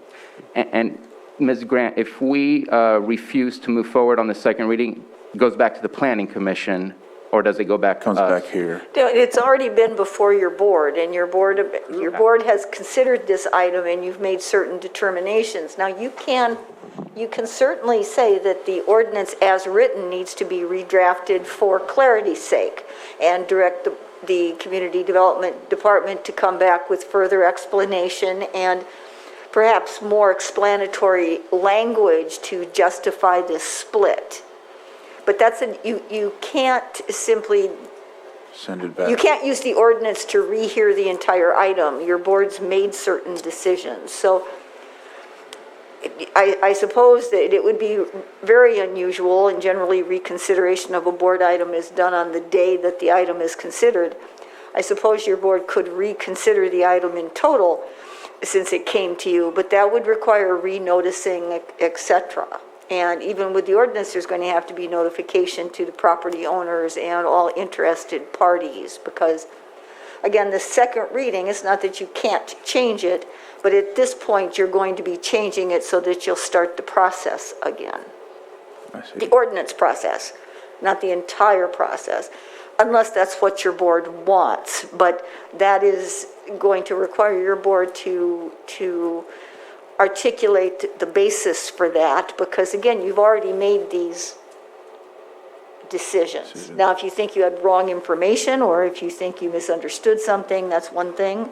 But otherwise, what you may want to do is just direct staff to take the ordinance back and correct it to be more explanatory as to the split, if a majority of you feel that's necessary. That's assuming that that is the case. So I know that they've stated they would do that, yes, or yes. And so does Mrs. Scott, Supervisor Scott, I'm sorry. I would like to see it come back with just clarification of parcel numbers so we can move forward. I don't want to see this completely redone. Just some clarification and bring it back for Supervisor Simon. I'm in agreement with that also. I'd like to, made a decision to move forward with it, so I'm prepared to do that with clarification. And you as well, so it looks like we have, we have direction then. all right, so your board is in, I'm sorry, Mr. Chair, if I may, just for clarification. Ms. Grant, So go your ahead. board's declining to adopt the ordinance because of some confusion as to the language, and you're directing staff to come back with clarified language as to the rezoning ordinance and further explanation. Yes, it looks like that's what we're going to do. You may want to inquire if staff has any questions, just to make sure there's nothing left hanging. Do you have any questions, Steph? Yes. Okay. So my question is, and it may be more for legal, is, so how do we identify the meets and bounds of the 7+ acres that's on a split lot? We'll help you. Okay. If the board allows, my office can help with that. Yes. Okay. That would help. All right, thank you. We can do that, and we will return. Thank you. Thank you very much. And one more, I'll open it up for public comment since we had to, I still have to open it up for public comment if that's accurate. So Yes. in case there's anybody that has any questions or comments or concerns about this, doesn't look like there's anybody in the chambers, and I don't see anybody in the Zoom room as well. All right. Thank you for your time, and thank you for your willing to work on this with us. So with that, it is 10:40. Does anybody need a break? I do. All right, so we will conduct a 5-minute break. We'll come back at 10:45, and Sam, thank you. All right. And we're coming back. We're a little behind from 10:45, but we're going to make it. And we have everyone here, so we will move forward on item 7.3. Consideration of Chairman's Recommendation 2022 Committee Assignments for members of the Board of Supervisors and the Clerk of the Board, but I will defer to CAO Hutchinson if you have. Thank you, Mr. Chair. I'm trying to get my Zoom open back up. I want to introduce Carolyn Purdy, our Administrative Analyst 2. She prepared this item and she's going to present it today. Carolyn?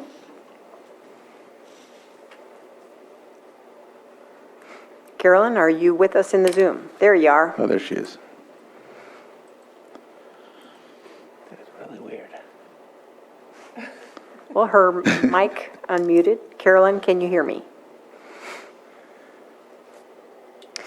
Mr. Chair, would you like to move on to 7.4? Yes. We'll get that figured We'll out. move on to 7.4 briefly, and the item is consideration of the following advisory board appointments: Cobb Municipal Advisory Council, Hartley Cemetery District, and Maternal, Child, and Adolescent Health Advisory Board. And so these are, I think, committee, ad hoc committee, well, not ad hoc committees, I'm sorry, voluntary advisory positions. Does anybody have anything to add about this, or anything to say about the people that applied? Supervisor Fiscal. So the Cobb Area Council likes to have an alternate, and Joe Schneider is the alternate. So is that, do we appoint alternates, or do we just let the council kind of have their alternate? Because they sort of groom that person to step into the role when there's a vacancy. So I don't know that we officially appoint them or not. What do you think, Anita? Ms. Grant. Have they had an alternate appointed in the past? They always have an alternate. Appointed, though, or just? I don't believe that the alternate's been appointed. I'm fine either way. I just don't know how the other advisory councils operate, if we should just keep it to only the 5 to be appointed. It would go back to whatever the board had previously approved, and for some groups, you have authorized alternates, for others you have not. If your board hasn't authorized an alternate, you wouldn't appoint one formally. I believe the alternate always submits an application, but I can't remember what the board prior has done. So I don't believe that the advisory councils typically have alternates. So my recommendation would be that you not appoint, but of course, at any point, an appointed one steps down, that person could be appointed then. So we just hold on to the application so we know who it is, but we don't necessarily appoint them. Is that right? If there's They've no already submitted that. If there's no opening, we would not.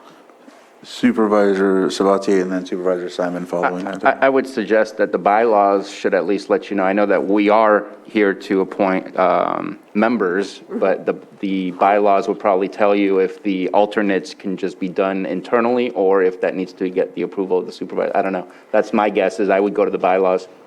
I can look really quick. Supervisor Simon? That was going to be my same suggestion. The Middletown area town hall doesn't have alternates. It's written in the bylaws, the positions that are available. So, yeah, the bylaws should. I know we approved the bylaws here at the board, but I think it's a simple process of going through the bylaws. But I think the worry is that if, let's say that someone is not available and the alternate is there, can they fill in? If they have the vote, I think they need to be approved by the board first and foremost. But again, it refers back to what both of these gentlemen stated about the bylaws. I think it would cover that. And if we were going to add that, I've been going through these bylaws because one of my town councils is doing it. Everything refers back to those. You know. So, Mr. Chair, what I might suggest is that you consider approving the other two bodies for which you have applications and hold on that one and let staff research their bylaws. Carolyn Purdy, who is now ready to present the preceding item, also tells me that she believes Cobb may already have an alternate process. So let us pull that information and have the right answer for you next week. You're okay with that, Supervisor Pyska? Yep, that works for me. Supervisor Sabatier? And because of the statement that was just made, that if a member doesn't show up, an alternate, I would have to say that has to be appointed by the Board of Supervisors if you're going to be a voting member. Right. So that's an important technicality there too. You can be an alternate to get groomed so that maybe you can become a member that votes, but if you're going to vote as an alternate, you probably have to be approved as an alternate. And establish a quorum, I would think too, Ms. Grant? Yeah, I was just going to state that when your board approves the creation of any type of advisory council, you approve the composition of the voting membership.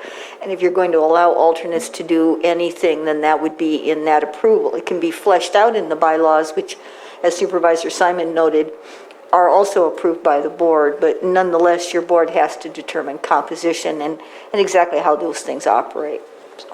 So it looks like we'll go ahead and postpone that item and let them research that for Cobb Area Council and then move for the other two. But at the same time, I have to open it up for public input. It looks like we have somebody in the room that would like to come to the microphone and state your name for the record and give us your statement.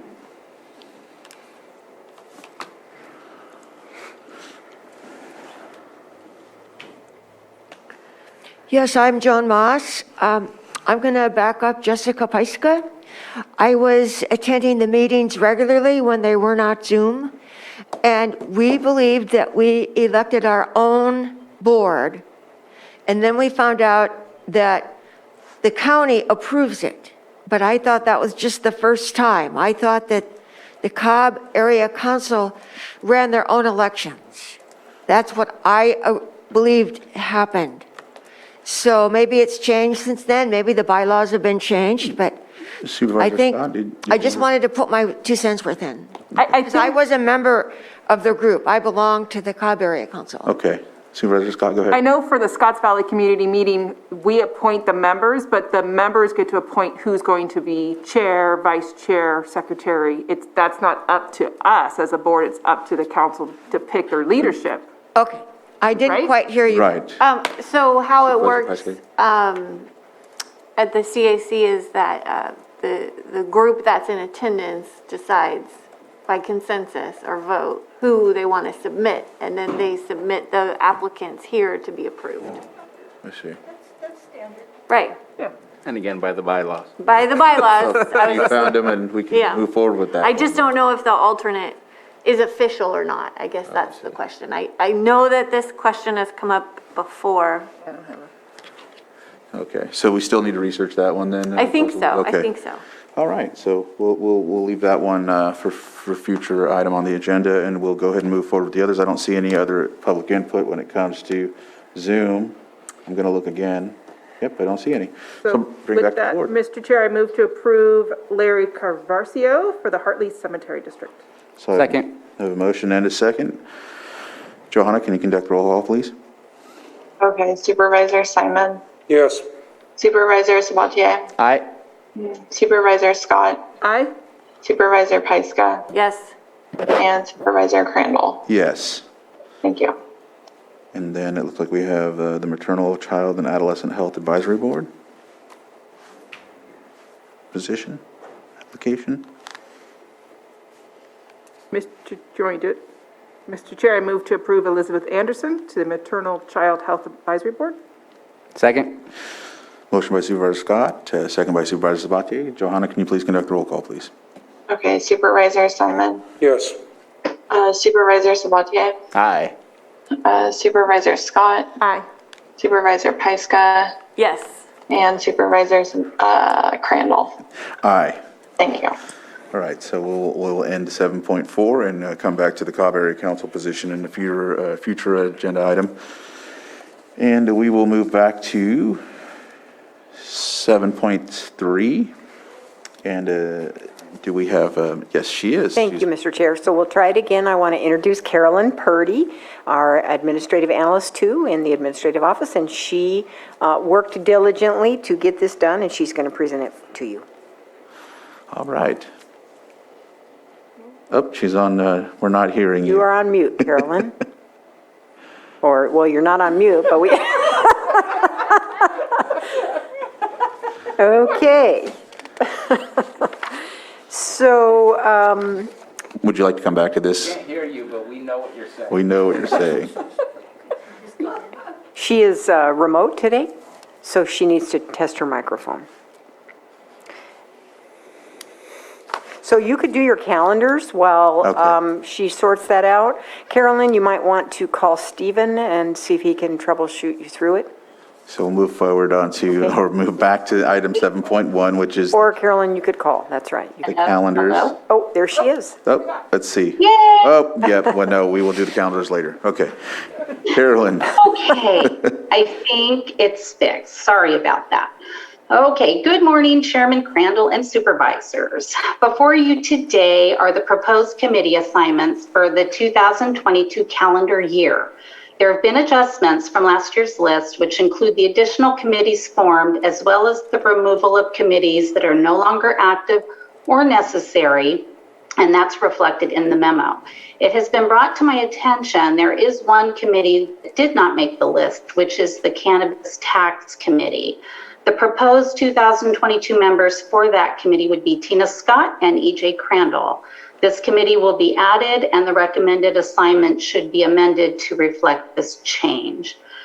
Also received was an e-comment regarding the Mental Health Board indicating they now meet on the second Thursday of each month from 3 to 5 p.m., and this date and time will be updated on the list. If there are any other changes to the listed meeting schedules, please forward that information to me and I will get that updated as well. So that is all I have. Is there any questions from any of you? Yes, Supervisor Pyska. So I have a question. Microphone. I have a question about the Fire Safe Council. This comes up in many conversations. It was originally created as an ad hoc committee, and as we work to transition it to something else, is it still an ad hoc committee or is it a standing committee? Do you? I show it as a standing committee, but that doesn't really mean anything. It could have been not put in the right category when it was added. Well, I think it's correct to be a standing committee. I just wanted to double check with you because it was created as an ad hoc committee, I think, in 2009. So that would be the right thing. Okay, very good. Okay, thanks, Carolyn. Supervisor Sabatier. Just wanted to bring up a few items and also talk directly to Supervisor Scott. I asked to take your spot on the YOLO 2x2. Did not make sense that I would not be on the YOLO 2x2 since the dam is within the district too. And just wanted to make sure that you were aware that that was my request. I figured you'd be sad. And then I wanted to, I know I've had conversations with our CAO about how this form has progressed and evolved. What I'd like to see possibly in the future, and just as an idea, I don't want to change anything today, but just as a conversation, is which meetings are public and which meetings are private. We have our ad hoc committees, which we do internal conversations, which eventually comes back to the Board of Supervisors.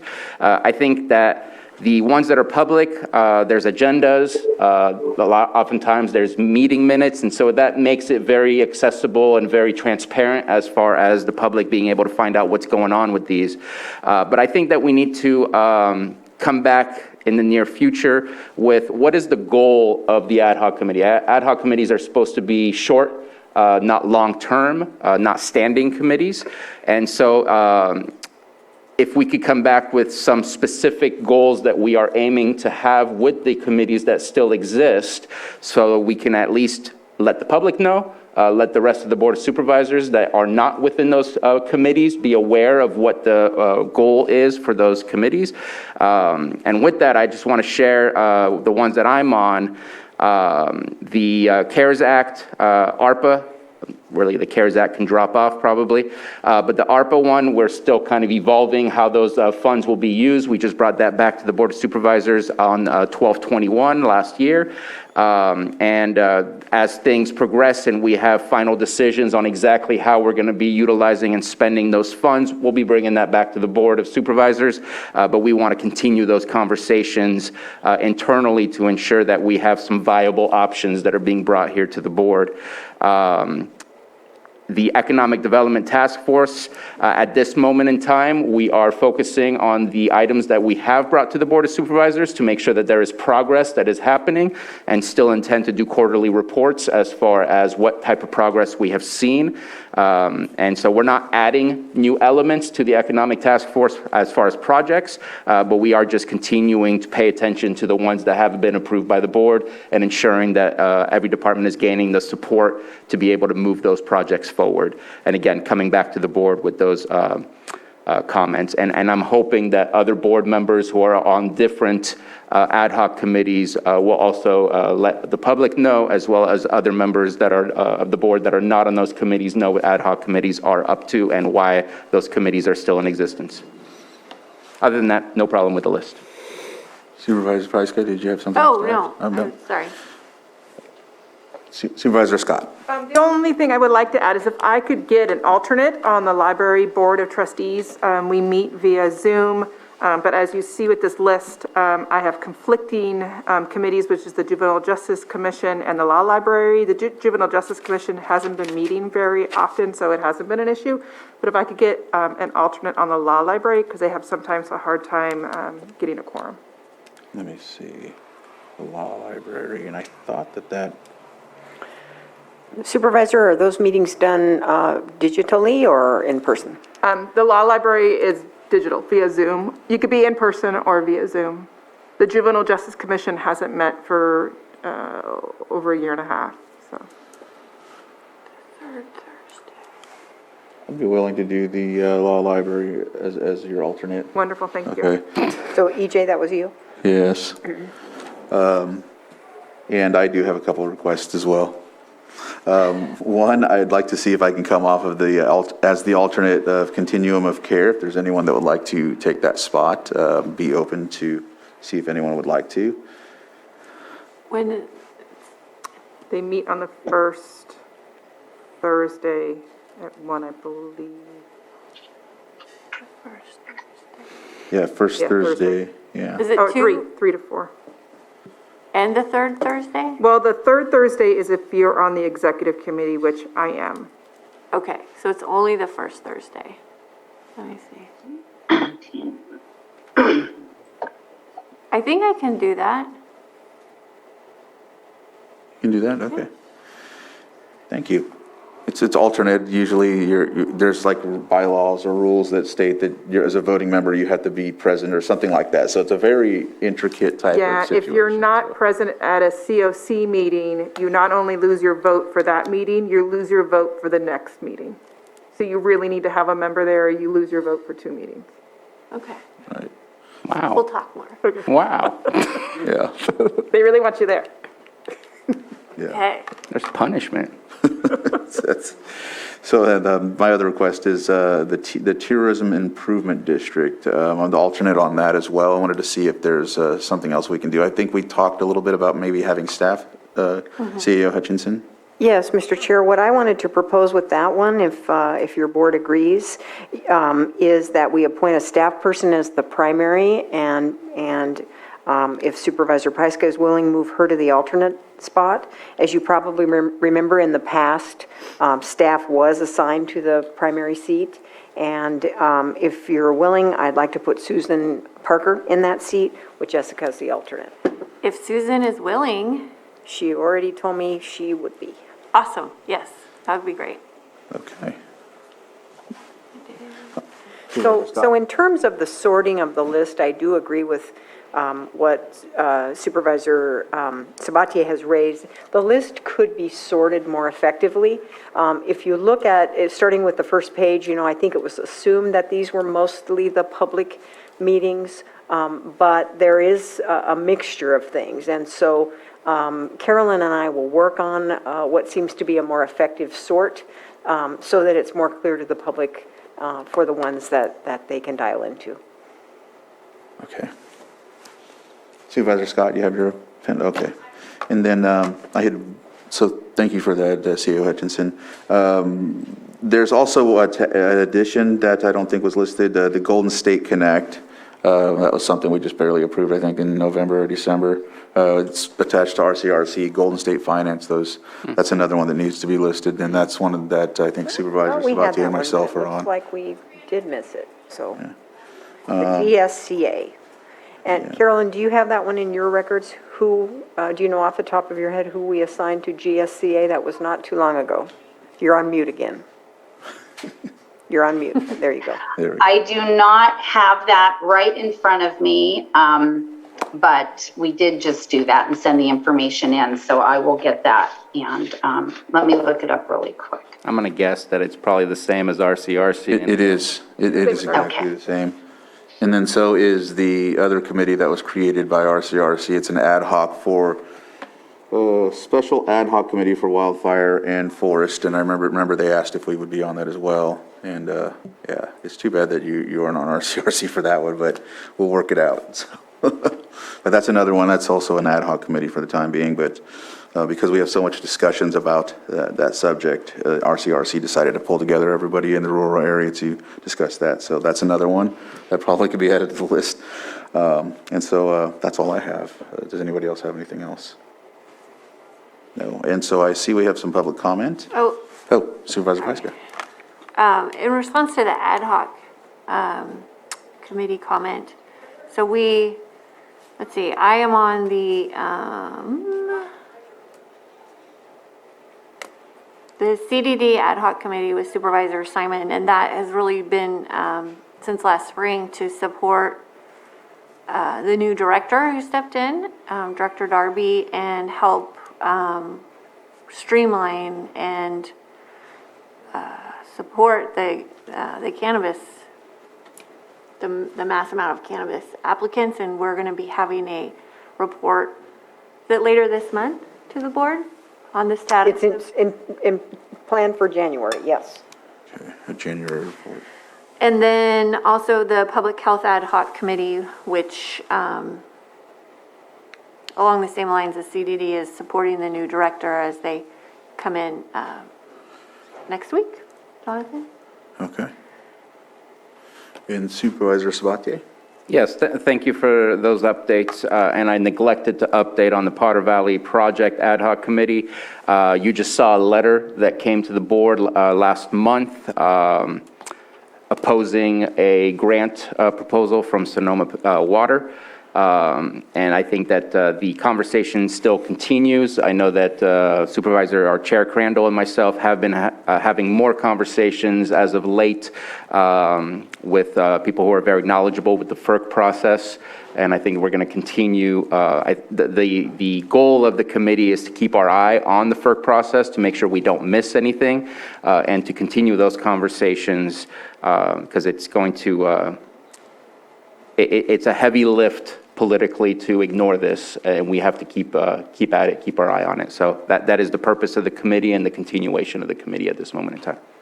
Thank you for that update. I neglected myself as well to update on that. So, all right. It looks like we have any other comments from the board? No. Okay, so we will go to public comment, which looks like we have somebody in the Zoom room.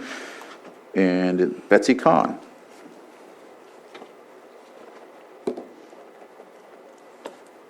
Thank you, Mr. Chair. I have two comments and a question for you on the subject at hand. Specifically regarding the list itself, I'm really glad to hear that you're going to go through it and organize it in a more rational fashion. But for many years now, I have asked and hoped for the creation of a list that would provide hyperlinks in the published list on the supervisor's page, where each committee's website page or website or whatever it is that provides the information about the committee is a hyperlink. I would like to suggest that you create a standard for the content that would be provided with that hyperlink. So, for example, the minutes, the agendas, the times and places of the meetings, and who to contact, not just the administration, but the meeting chairperson or staff person. That would be tremendously helpful for the public and for us to be able to understand what you're doing. The second thing is that as far as the two committees that I was listening for discussion on, the 2x2 committee is a great example of a committee that comes and goes. It might have some value. It might actually have a purpose, but people vaguely remember what it is. It's actually pretty important to us in terms of our relationship with the Yolo County Flood Control and Water Conservation District and our future planning for water projects developed in the Upper Cache Creek Basin. So I'd like to see, that's a great example of something where I'd like to see, what is that committee for? What is its governance structure? How does the public get information about its activities and its purpose?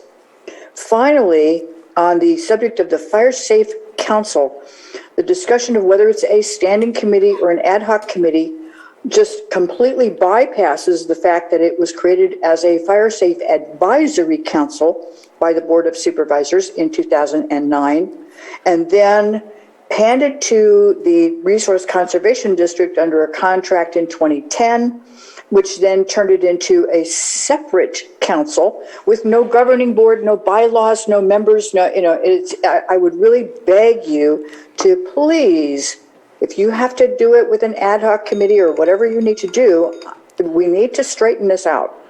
It's crucial to us for the implementation of the Community Wildfire Protection Your Plan. 3 minutes is up. Compliance with general plan requirements and so forth.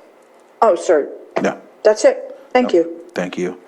And so, does anybody have anything to add on that, or Supervisor Sabatier? I'll just say that I appreciate the comment of the hyperlinks. I know that we did some updates and some upgrades to the committee lists and accessibility to especially the digital applications for those who wanted to apply to be in the position. I agree that we should get hyperlinks, and I'd be happy to work with staff so that staff doesn't have to have this as an added project. I think that's something that I can help out with by obtaining the links and helping update the form. So I think that's a good idea. So supervisors, we're actually in the process of updating the county's websites, the whole platform. We're in the process of selecting a new system for that, and it should be much more functional and should be able to offer a lot more features and self-service options for the public. Thank you, CAO Hutchinson. I know also I've been working on some things with my 3 municipal advisory committees as well to try and get a lot more out there for hyperlinks, social media type things so that people can be aware of what's going on. So thank you for that. And it looks like we have someone in the chambers. You have 3 minutes if you'd like to come to the microphone and give us your inquiry.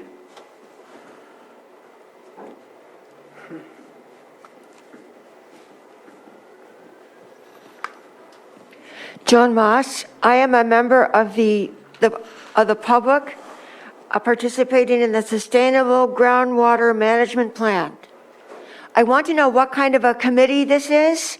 Is this a county committee, a state committee who are responsible to? And if we are responsible for following the Brown Act. Thank you. And so let me find this one. I think it's one of the ad hocs, right? I don't know that it's on No, the list. it's not a board committee. Oh, Not a no. board committee. Yeah, that's not a board committee, so it doesn't apply to the Board of Supervisors, so. It's what kind of a committee? It's not one of our committees from the county, so, thank you, so. You don't know. You would have to come back to the microphone and address me. Can I- Supervisor Sabatier can as well, but. It's not a committee that has Board of Supervisors, and right now we're only discussing committees that board members are on. It is a committee that is within the county, and it is Water Resources that is in charge of that committee through the SIGMA process. But it does not have any board members on it. It is the community and those stakeholders that are on there. State. Okay, thank you. That's what I wanted to know. As far as the Brown Act, I would suspect that, yes, they have to follow the Brown Act, but don't quote me on that. You're You have sure to of that? ask Water Resources. You'd have to check with Water Resources. Thank you. Thank you. She said All right, and so let's see here. It's not. no.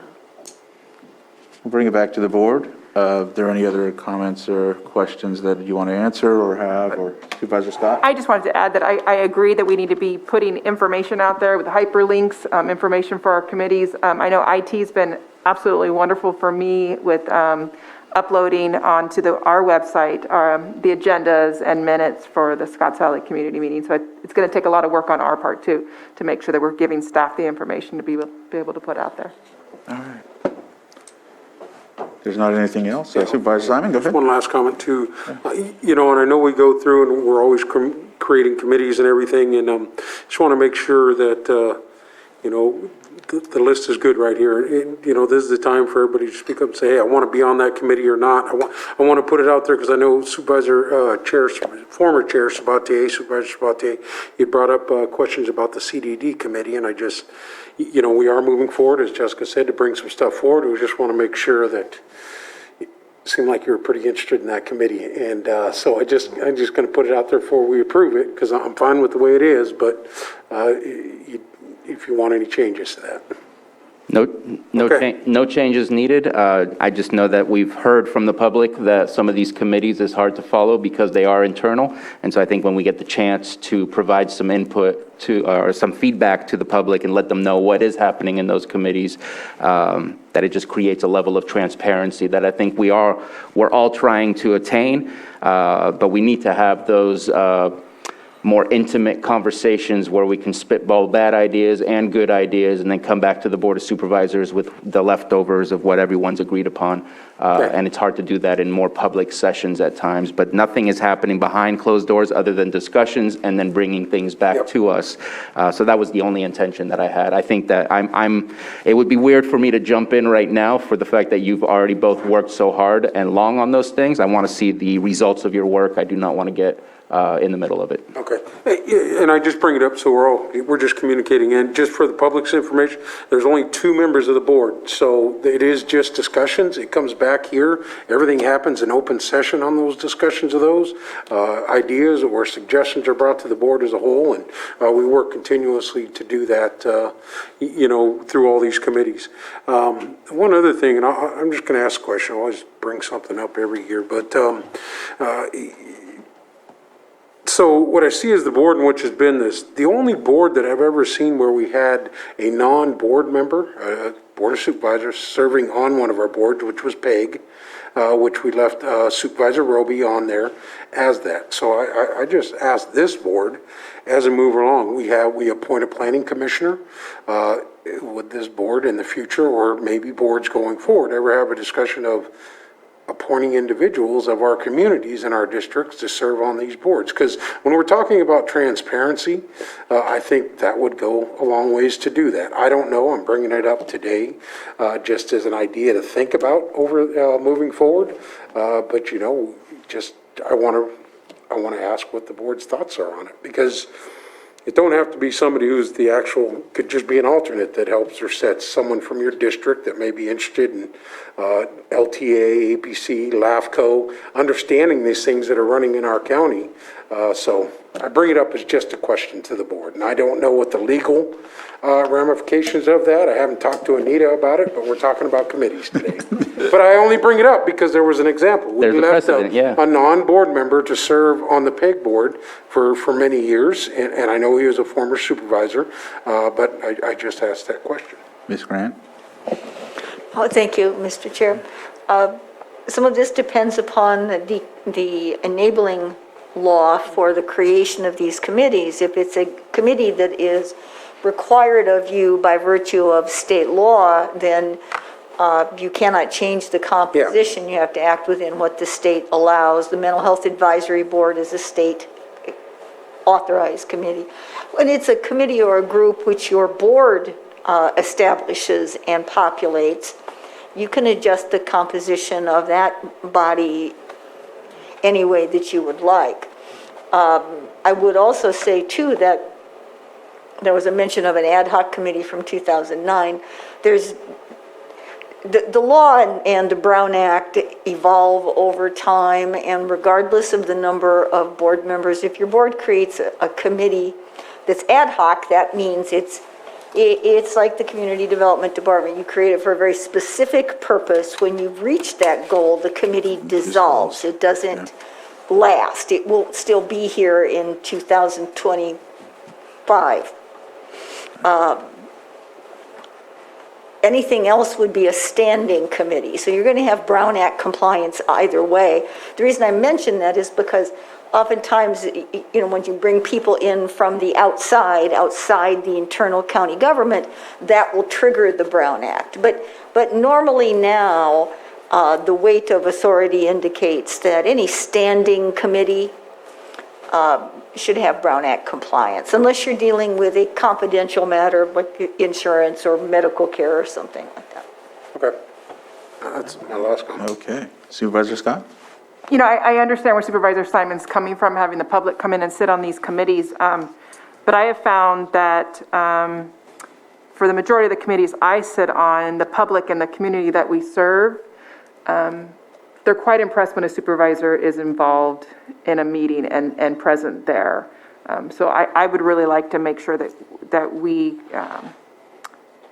attend our meetings and that we're present in the community, because they expect their leaders to be there. And I know for many years there was many committees that there wasn't a supervisor there, and I was told over and over again, oh, it's great to have you here because we haven't had that representation of a supervisor at our committee meetings. So I think it's really important for us to be there. All right.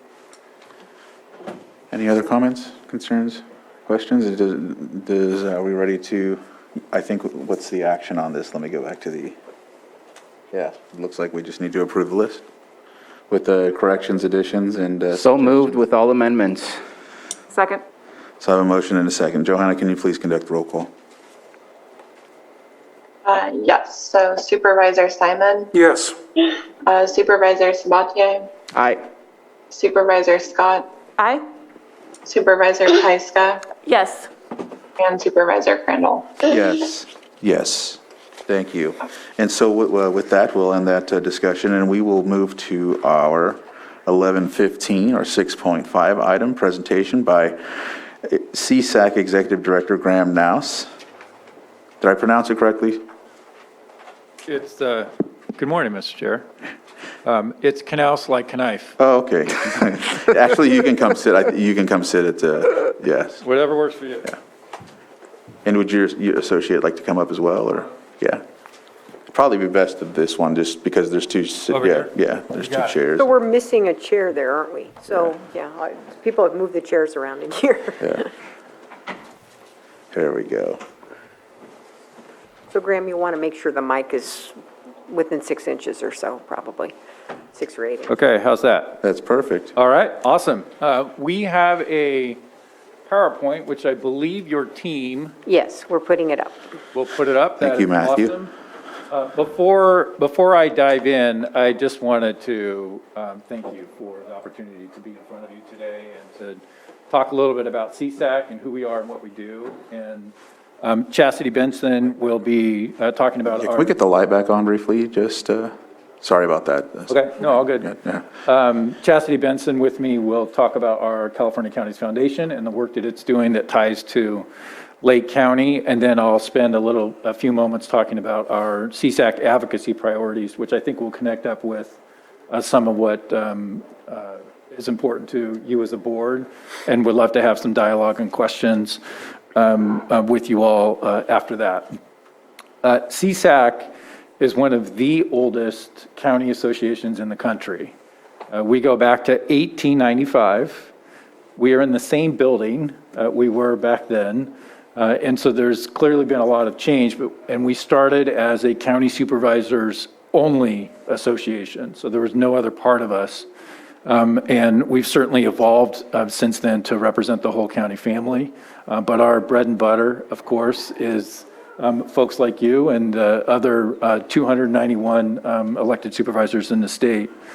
What you all have gone through as leaders over the course of the past 18 to 24 months or so related to the pandemic is like nothing that we've ever seen before. And so it's with immense appreciation for the work that you've done in leading your communities, the patience that your community has had in terms of working through the challenges of a pandemic, which I hope we begin to exit here in the not too distant future. Please advance the slide. Okay, thank you. So our core function is about advocacy. It's about serving as the unified voice for all 58 California counties. And the reality is that counties individually are strong on their own and have significant opportunity to make an impact. But when we put all 58 California counties together, representing all approximately 40 million people in California, it is incredibly powerful at the state and the federal levels. To be able to say that every county from LA and 10 million down to Alpine with 1,200 people all believe X makes a huge impact on state public policy making and at the federal level as well. And so we like to focus on getting to that point and working it through. Ultimately, our charge is about developing and equipping county leaders to better serve their communities. That's what we attempt to do. Advocating, beginning with collaborative partnership at the state and federal levels, but always being willing to get strategically aggressive when needed to ensure that you have the tools, the resources, and the flexibility to do things in a way that makes sense in your community. Next slide, please. So one of the ways that we do that is through our communications. It's about telling the county story through blogs, through videos, through op-eds, through connecting with the media, through walking the halls virtually of the legislature and working with the administration. It's to get that message out of the great work that is occurring here and in every other county in California. Social media has most certainly become a very prominent advocacy tool.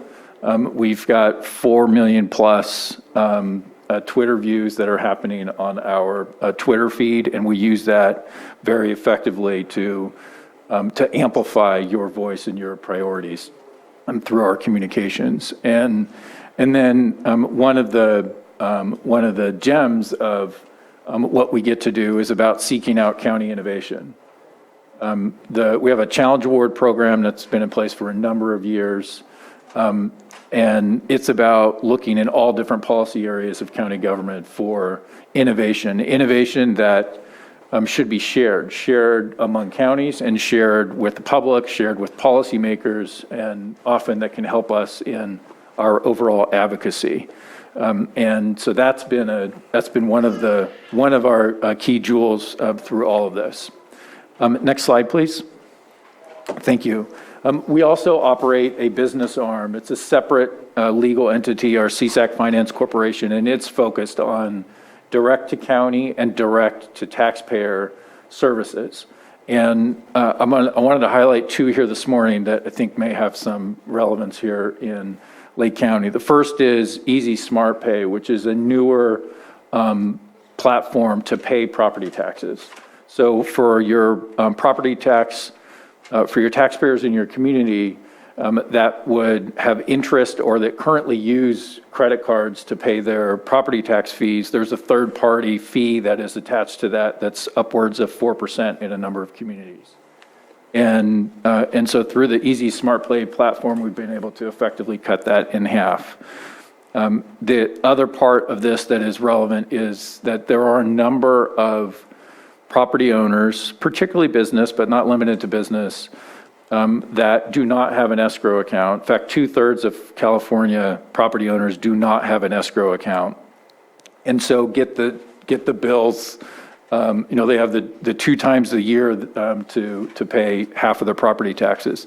Easy Smart Pay offers an opportunity for them to do that on a monthly basis. And to do it on a monthly basis in a way that is consistent with the limitations in state law, because there are some significant limitations on the collection of property taxes in state law. And that is the platform that's now available to all 58 counties in California. The next one I wanted to mention is a whole lot of words. The California Statewide Communities Development Authority, Community Improvement Authority. And that is new. It's just completed its first year, and it's entirely focused on workforce housing. In the marketplace, there are tax incentives at the extremely low income and low income housing level. Not enough. Not enough to meet the gap in probably in Lake County and in other communities in the state. There is nothing that is in place for moderate income housing, for the workforce that is delivering services in communities. And this program is specifically targeted at that population, trying to ensure that people who work in a community can live in that same community. And so it's focused on acquiring and converting existing either market rate or substandard housing, mostly higher residential, into workforce housing.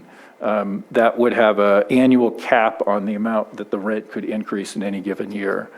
And that, in its first year, has led to successfully converting 7,000 units of housing in the state to workforce housing. It's a evolving opportunity, and it's in the guise of we need an all of the above strategy around housing in California. We need to tackle extremely low income, we need workforce housing, every level. There's a housing challenge. And so this is meant to fit in the middle of that in terms of the gap in what is available. Next slide, please. In addition to our business arm, we have a 501c3. It's our California Counties Foundation. It is one of our crown jewels.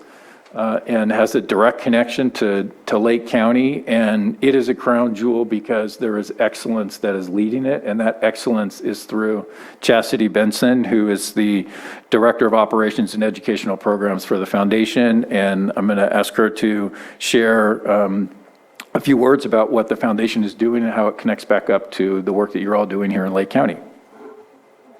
Thank you, Graham. So the California Counties Foundation basically serves as the education arm of your association, California State Association of Counties. We offer professional development opportunities for county leaders throughout the state. We also offer special programs like New Supervisors Institute, and we also offer programs that help to build the bench in county leadership by offering programs like So You Want to Be a CAO or Department Head Seminar. Our education programs that we have throughout the state includes a partnership with Lake Mendocino County that we started 2 years ago that CAO Hutchinson was very instrumental in helping us pull together. It's been a great partnership. We started the January before the pandemic started. So we were able to have 2 classes in person in Mendocino County. And a couple of months later, pandemic happened, and we had to quickly shift and figure out how we were going to continue to offer this vital program. And we talked to CAO Hutchinson and CEO Angelo in Mendocino County, and we came up with a plan to develop an online program so that your future county leaders can continue their professional development. It has been wildly successful. Last year, you had about nearly 20 people graduate from your program, and you have about 20 more who are in the program now who hope will continue and receive their credential in June. I have to say that the Mendocino Lake cohort has been such a positive group of people to participate in our programming. They have attended almost all of the classes, which almost never happens, where we start a cohort and almost everyone finishes at the end. They're active, they're engaged.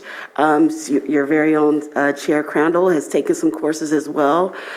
We started to do some courses after speaking to many of the supervisors and CAOs with some of the social unrest that happened last year in diversity, equity, and inclusion. That was wildly popular. We had many leaders from Lake County participate in not only the cohort classes, but also in the symposium that we did last year. And so I think Matthew Rothstein is out there. I just want to say a shout out to him. We worked very closely on some of the DEI efforts that y'all are doing here in Lake County, which is super exciting that you are embarking on that brave journey. Also wanted to talk a little bit about the foundation and our strategic planning over the next year. We are looking at finding ways to engage county supervisors more in the foundation and providing you with programs that you can utilize to build your network of other county supervisors, but also provide you an opportunity to talk about emerging issues that are currently you're facing and maybe come up with some best practices and maybe strategies on how we can work together. One that comes to mind that's seems to be a hot topic right now is workforce planning. We are seeing a wave in the Great Resignation. A wave of people are either retiring or they're deciding that they want to do something else and they're not returning back to the workforce, which is leaving a big gap across all industries related to employees in an effort to get more employees to come and work for a county public service. And so we want to bring supervisors together and CAOs together to kind of talk through some of the strategies that we can use to maybe attract people to come to public service. So please be on the lookout for that. We'll be doing workshops and, again, this sort of roundtable idea that we've been tossing around to bring you all together to talk about what the future workforce looks like for public service. I just sort of want to end by saying thank you for continuing to partner with the Institute. Also, thank you for investing in your workforce. As we talk about workforce planning, we know that one of the things that younger employees are looking for is they want to feel valued. And by investing in your workforce and their education, it makes them know that you care about them, you care about their future and their development. So thanks again for supporting us, and if I can answer any questions at the end. Great. Thank you, Chastity. Next slide, please. Yes, thank you. Perfect. Our core, as I mentioned at the beginning, is about advocacy. It's about ensuring that you do have the tools and the resources and the flexibility to do things in a way that makes sense in your community. And that's different in Lake than it is in the Central Valley, than it is in Southern California. And it's different because your community is different. And so it should be structured that way, and you should have that flexibility. Our board last month adopted a 2-page document of our overall priorities, but I wanted to highlight the key ones here with you today. The first is wildfire and drought, 2 issues that impact certainly Lake County. I think you've experienced more wildfire in your county than any other county in California, and it's been pretty wildly rampant up and down the state. The world seemed to change in 2017. I know you have history that goes much before that in terms of wildfire. 2015 it started. 2015 here in Lake. It's got to be done every time. Yeah, it is. It's at a whole nother level and certainly has an impact relative to the drought as well. We were successful last year collectively in having the largest ever state investment towards wildfire and drought, but it's not enough. More needs to be done. It's not just money, but money is certainly relevant as part of that. Policy is relevant too. So that's a very high priority of ours. Broadband is a unique issue in that it took a pandemic to really wake up policymakers. And it's particularly true in some of the more urban areas of California. And so I often would say over the past couple of years, the path to broadband goes through LA. And it goes through LA because a third of the legislature represents some portion of Los Angeles County. And really the point is that you need urban communities to understand the impact of broadband in order for the votes to be there in the legislature, in order for us to make progress. And with a broad coalition that we led, along with our very close partners at RCRC and a host of others, and folks in the business community, there was a massive investment towards broadband, building a middle mile network, having the last mile funded. It's $6.5 billion from this past year. Now that too is probably not enough, but it is a massive infusion of dollars. The key now is to implement it and to do it right, and to ensure that there's a county voice that is part of that oversight body that's at the state level attached to this, that there are folks that are on the ground that can make it real. So the concept of this lopping off 7 to 10 years of the timeline to get broadband in communities is actually put in place, and that's able to be realized for members of your community. And so this is work that will certainly continue through this year. Homelessness is another, also largest ever state investment towards homelessness this past year. I expect there'll be similar attention to homelessness and behavioral health in 2022. And we'll be part of that conversation and wanting to ensure that there's clarity on who is responsible for what around homelessness. Because if it's not clear, the role of the state, the role of counties, the role of cities, the role of the faith-based community, the business community, the nonprofit community, if that's not all clear, then it's the funding alone is not going to make the progress that is needed in communities. And so working through that so that there is clarity and the right level of ongoing funding so that the service supports can be there for the population. I'm going to touch on cannabis, and then I'll circle back to Brown Act reform. Cannabis is unique. It's unique in my career. It's unique probably in our lifetimes relative to creating an entirely new public policy area from scratch. And Prop 64 certainly began that. And there have been dozens of layers of changes at the state level since then. There are different approaches locally from community to community. And it's a bit of a muddled mess in terms of who has what level of control, authority, and how to ensure that what's in place in your community actually reflects the priorities, the values, the intent of the local policymakers. And so we will be working on this issue, and there's there's a legal side to this and there's an illegal side to this, and both are relevant in terms of policy and ensuring that we can navigate through this. It's an incredibly complex one with a lot of different stakeholders, and so we'll be navigating through that and certainly want to stay connected to you all in this county on this issue so that we have your on-the-ground cold truth about what's happening and how, where we should be moving. And then finally, I wanted to touch on Brown Act reform, which is something until about 18 months ago, we didn't really talk about at all. And it goes all the way back to 1953. That's when the Brown Act was adopted in California.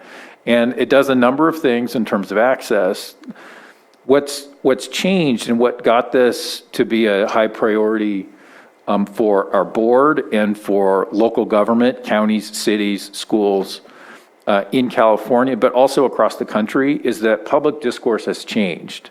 The level of civility in a number of public meetings has changed. There's a different and unhealthy component to public discourse that was not present 5 years ago, 10 years ago, 20 years ago.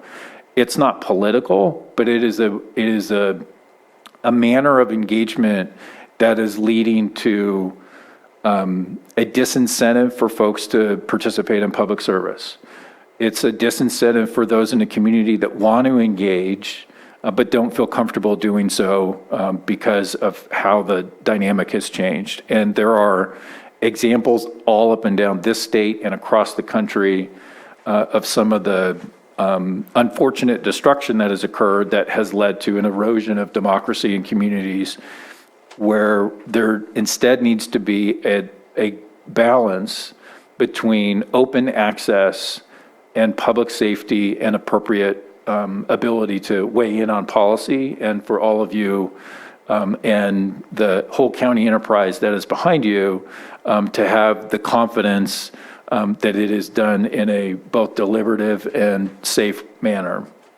And that you have the tools locally to reflect the world in 2022, not the world in 1953. Because they're two totally different things. And there are great advantages in some of this relative to what we're doing at this immediate moment, where we're in the board chambers, but you're also on Zoom, you're also on Facebook. There are unique ways to engage that were never in place in most areas prior to the pandemic, and you can't unring that bell, but there needs to be the right tools so that you have, and the broad policymaking family is equipped to ensure that the public feels comfortable, public policy is served well, democracy is protected, and folks can move forward in a deliberative manner and have the whatever difficult policy conversations that need to happen as part of the democratic process. So we're going to be spending more time investing in this. Conversations have already begun with the legislature and with the administration around this issue. There isn't a solution necessarily, so I'm not bringing a solution, but rather opening. The intent is to open a dialogue and to learn what's working, what needs to be updated when we're 70 years, 69 years past when the Brown Act was originally adopted. So that'll be a key focus of ours. And then just finally, last slide, please. Just finally, thank you. Thank you for what you do every day. Thank you to your county administrator, who is she's a helpful cold truth for us. And so whether it's something that's needed because you're immersed in a disaster, or it's an issue, a programmatic issue that is impacting the county, Carol does not hesitate to reach out on your behalf to ensure that we know what Lake County needs. It's very helpful for us to have that resource, and so that is awesome, and certainly serves you well. I've framed this year as a year of optimism, at least I'm trying to.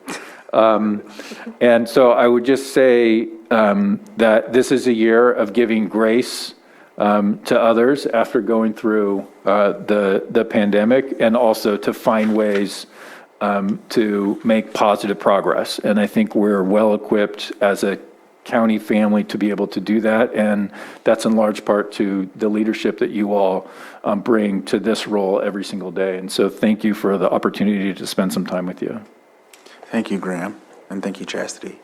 Any questions or statements, or Supervisor Price? Oh, this is going to be a heavy side of the dais this year. You want to balance it out? You can go first. Thank you for coming. I know we nodded at each other when you were going through the metal detector. I haven't seen the both of you in person for so long. I didn't even, you've been maskless on my screen every time I'm there, and I just did not recognize that. So sorry for not the right introduction when you came into the building. Happy that you're here. The two things that you brought, the Easy Pay that's in my back pocket right now, we have many things that are already in progress over at our tax collector's office. I don't want to add too many things on the plate, but definitely I think in an area where you have such high poverty, being able to spread it out over the course of many months rather than being hit with one big bill, I think that makes life a lot easier for people when it's hard to plan when you're dealing with the day-to-day. And so I really appreciate those types of programs that are happening. The housing, I know we're working on stuff right now, possibly bringing back a housing authority, whatever we're going to do to position ourselves to be ready for that. We'll be knocking on the door for those things.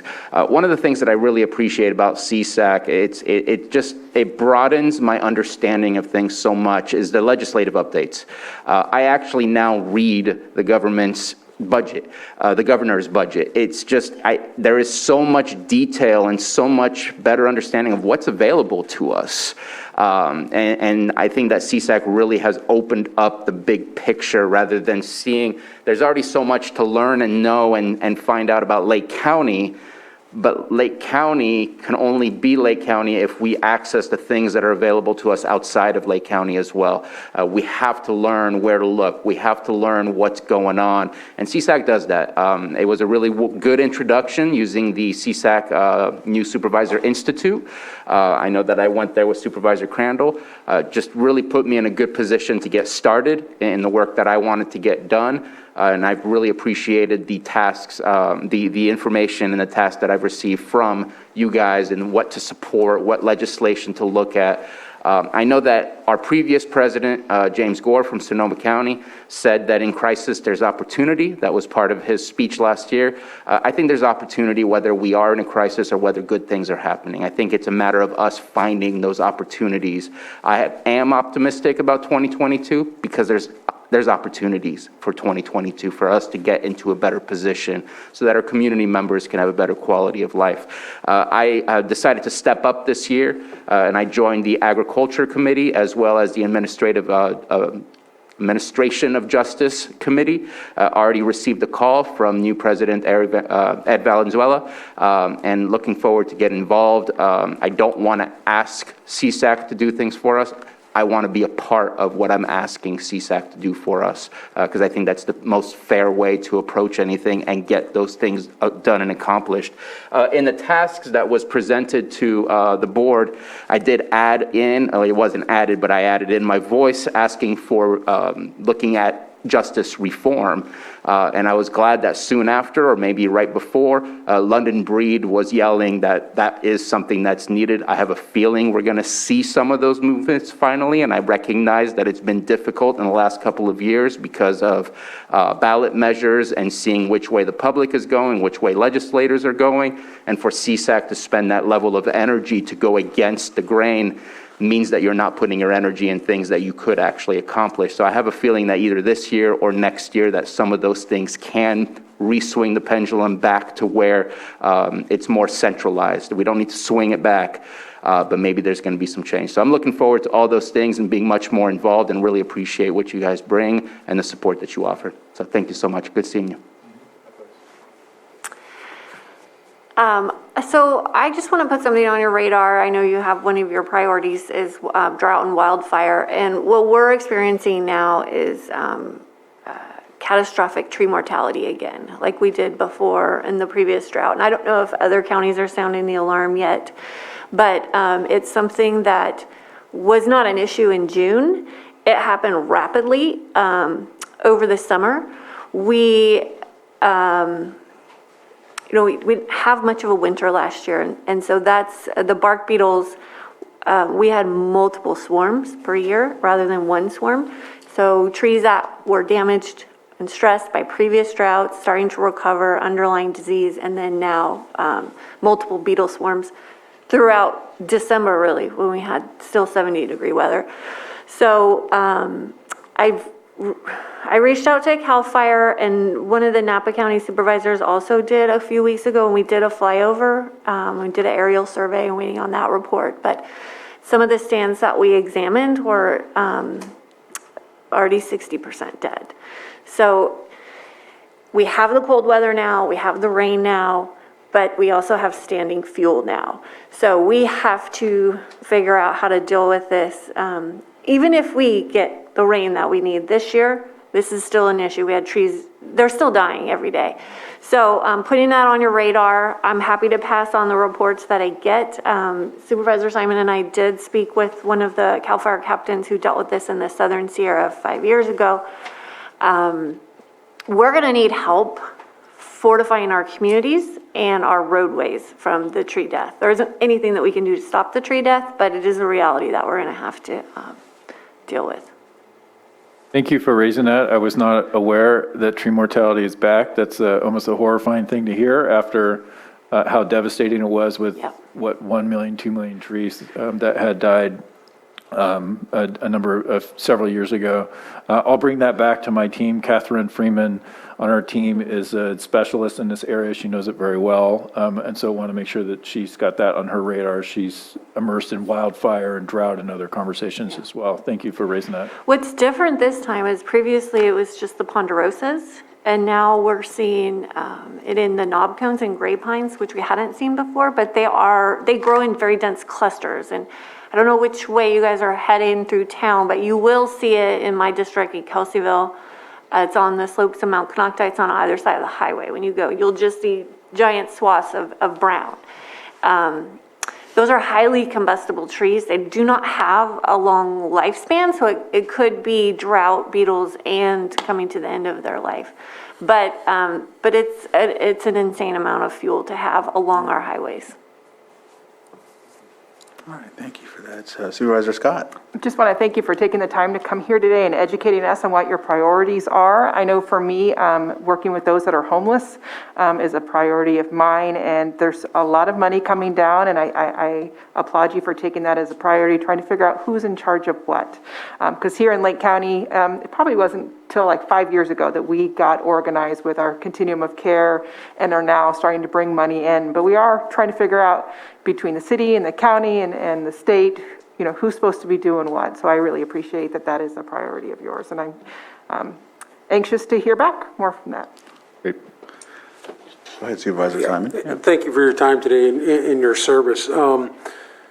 But like we spoke in the beginning, I thought, you know, CSAC was just a viable opportunity for me to be trained as I stepped into this role as supervisor. I went to the, what's it called, the rookie training, I will call it. I went to the training camp, and I really appreciated that opportunity to sit with the other supervisors that were elected of the other 58 counties and understand the process of, you know, the local government and how we should be operating as supervisors. So I just want to say thank you very much. I know that the Institute here in Lake County that Carol has pushed hard to get us approved here at the board is working excellent. We offer that, as you said, to our employees for that educational support as they want to move forward, and directors here, and it's working great. I think we just had some recent discussions about directors, making sure that they know these opportunities are here for them to help them support our community and our constituents. So greatly appreciate it. I think the list of priorities is good.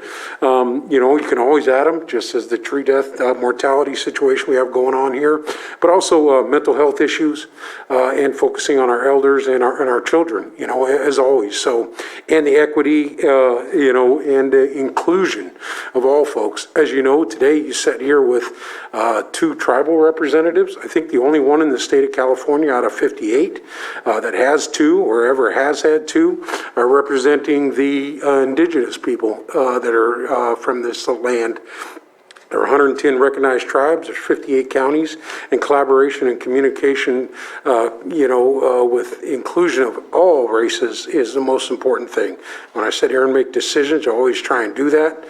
The folks that get to come to these meetings are usually the more well-off folks, and when we make decisions, it's about the single mothers that are struggling to make payments throughout the month, and the folks that really need that representation. We're only as strong as our weakest link, and I really really appreciate the communication and cooperation with CSAC, and we'll keep bringing it. In 2015, the Valley Fire happened.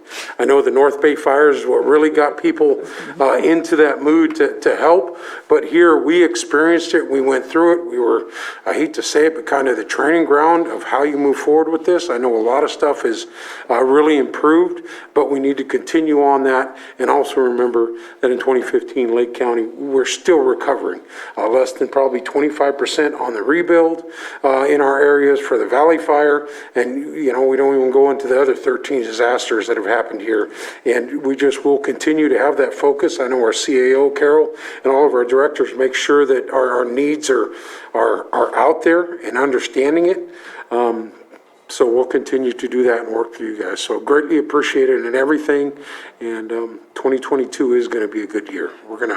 We're gonna make this a positive one. So We shall make it so together. Yes. And I'd just like to highlight how important it is to have these trainings that our staff are going through. I really am glad we're doing that. I'm glad we're a part of sending our staff to not only just be trained in some of their expertises, but also to network with other counties where they can actually, give that insight and that advice that, yeah, we've done that before, but this is what'll happen. So work it this way or to your advantage. And a lot of the counties are doing very similar things, but just kind of twerking it to where it works for them.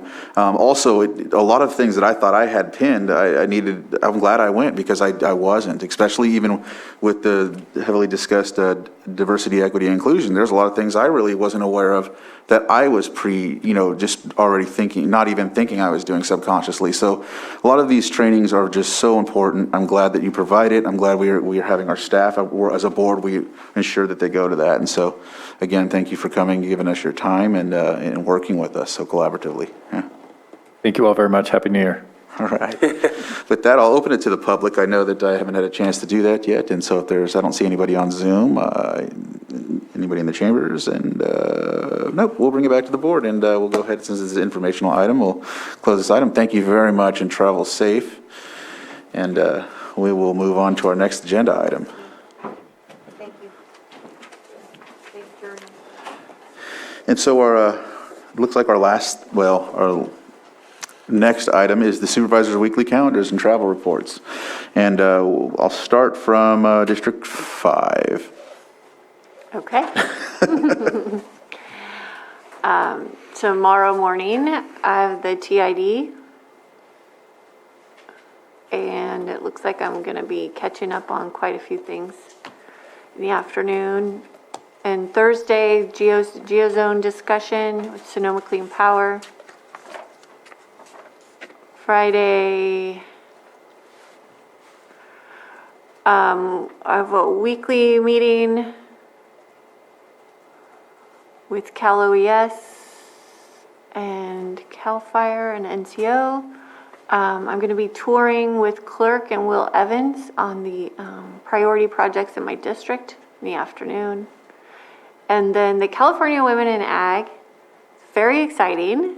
The state convention is being held in our county, in Lake County, so we're very, very proud of that. And Friday evening, we'll be having a welcome mixer, welcoming representatives from all over the state to beautiful Lake County. They're going to have their convention all weekend through Sunday. They're staying at Canocta Vista, and everyone's very proud and excited for this big moment. Monday, I'm having my meeting with Carol. I don't think I have anything over the weekend. And then we're also having our AmeriCorps support organization meeting, which is very exciting to have AmeriCorps teams coming back to Lake County and then back here Tuesday, and then Tuesday evening for the special board meeting. All right, thank you. Supervisor Sabatier? Yeah, so tomorrow, starting off the day with an APC-LTA meeting. I thought we got a cancellation on. Was that a cancellation? Yeah, I think January's meeting canceled. Okay, appreciate that. Hadn't looked at that yet. Yeah, I think she sent it over the holidays that it was canceled. All right, then I have I unfortunately made a conflicting situation for myself. I had a remote work policy meeting and then now have a meeting with all of the fire chiefs to discuss our interfacility transfers. So I'm going to be going to the meeting with all the fire chiefs and invited CAO Hutchinson to be part of the conversation as well, so we can get a little bit further insight onto how to solve that. Then I have a meeting with After the Fire to discuss a conversation we'll be having with FEMA. And later on, I will be joining the Clear Lake City Council meeting to listen in on their business. Right now, Friday seems to be empty. Coming back on the 10th, we did have to postpone our Middle Creek Restoration Project Committee from this Monday, the 3rd, to the 10th, on Monday the 10th, and so we'll have that meeting then, meeting with CAO Hutchinson, and I got something here at 4 p.m. I will be joining the Latinos United meeting, and then a pegboard meeting later on in the evening, and it looks like it's in the city of Clear Lake, which puts a smile on my face because it's easier for me to access. And then coming back here for our meeting on Tuesday, as well as the one in the evening between Lakeport and the county. That's it for me. Thank you. Supervisor Simon. All right, just finishing up the board meeting today. This afternoon, I've got some biannual trainings I've got to get completed, so I'll spend a couple hours after the meeting today in the office. We had the LTA and APC meeting, but there is a cancellation on that.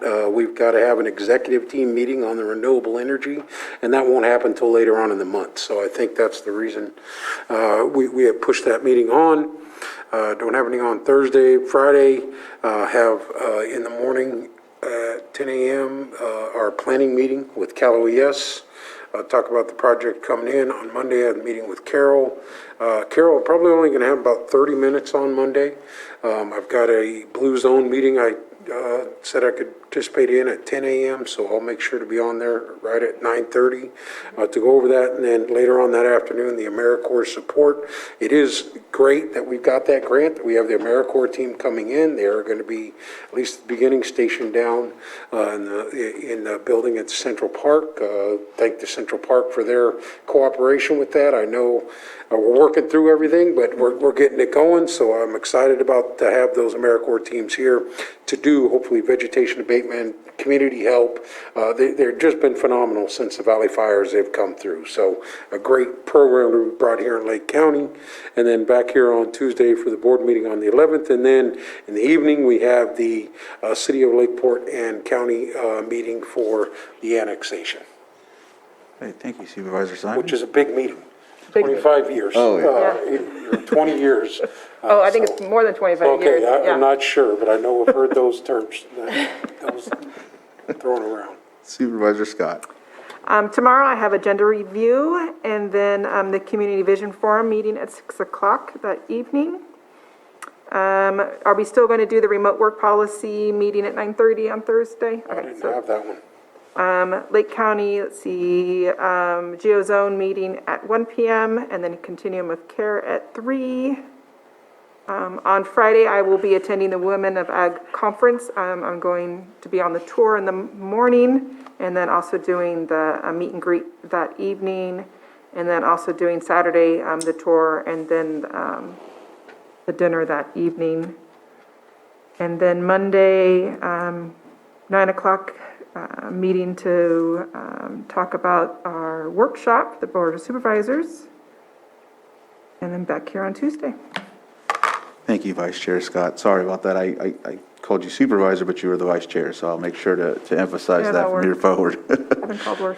Okay, so my agenda as follows. Tomorrow, we have agenda review at 9 a.m. I'll have the Earth Committee meeting at 4 p.m. at the Moose Lodge, and we'll be providing a Zoom meeting as well in tandem with that. In between that, I'll be a part of the Community Visioning Forum, and then over to the CSA 2 in Spring Valley. Thursday, I have a AR6330UL Safer Project team meeting that I'll be trying to attend for some folks in Upper Lake, and also at 10, special ad hoc advisory on wildfire and forest. Friday, I have some meetings with constituents in District 3. Monday, 8:45, I have a meeting with CAO Hutchinson, 10:30 Middle Creek Restoration, and then back here Tuesday for both of our meetings, our special and our weekly meeting as well. And so with that, there's nothing else to add. We'll move forward and go to our closed session item and finish the day off with that. Our closed session 8.1 is public employee appointment pursuant to Government Code Section 54957B1, appointment of public health officer. And with that, we will go into closed session.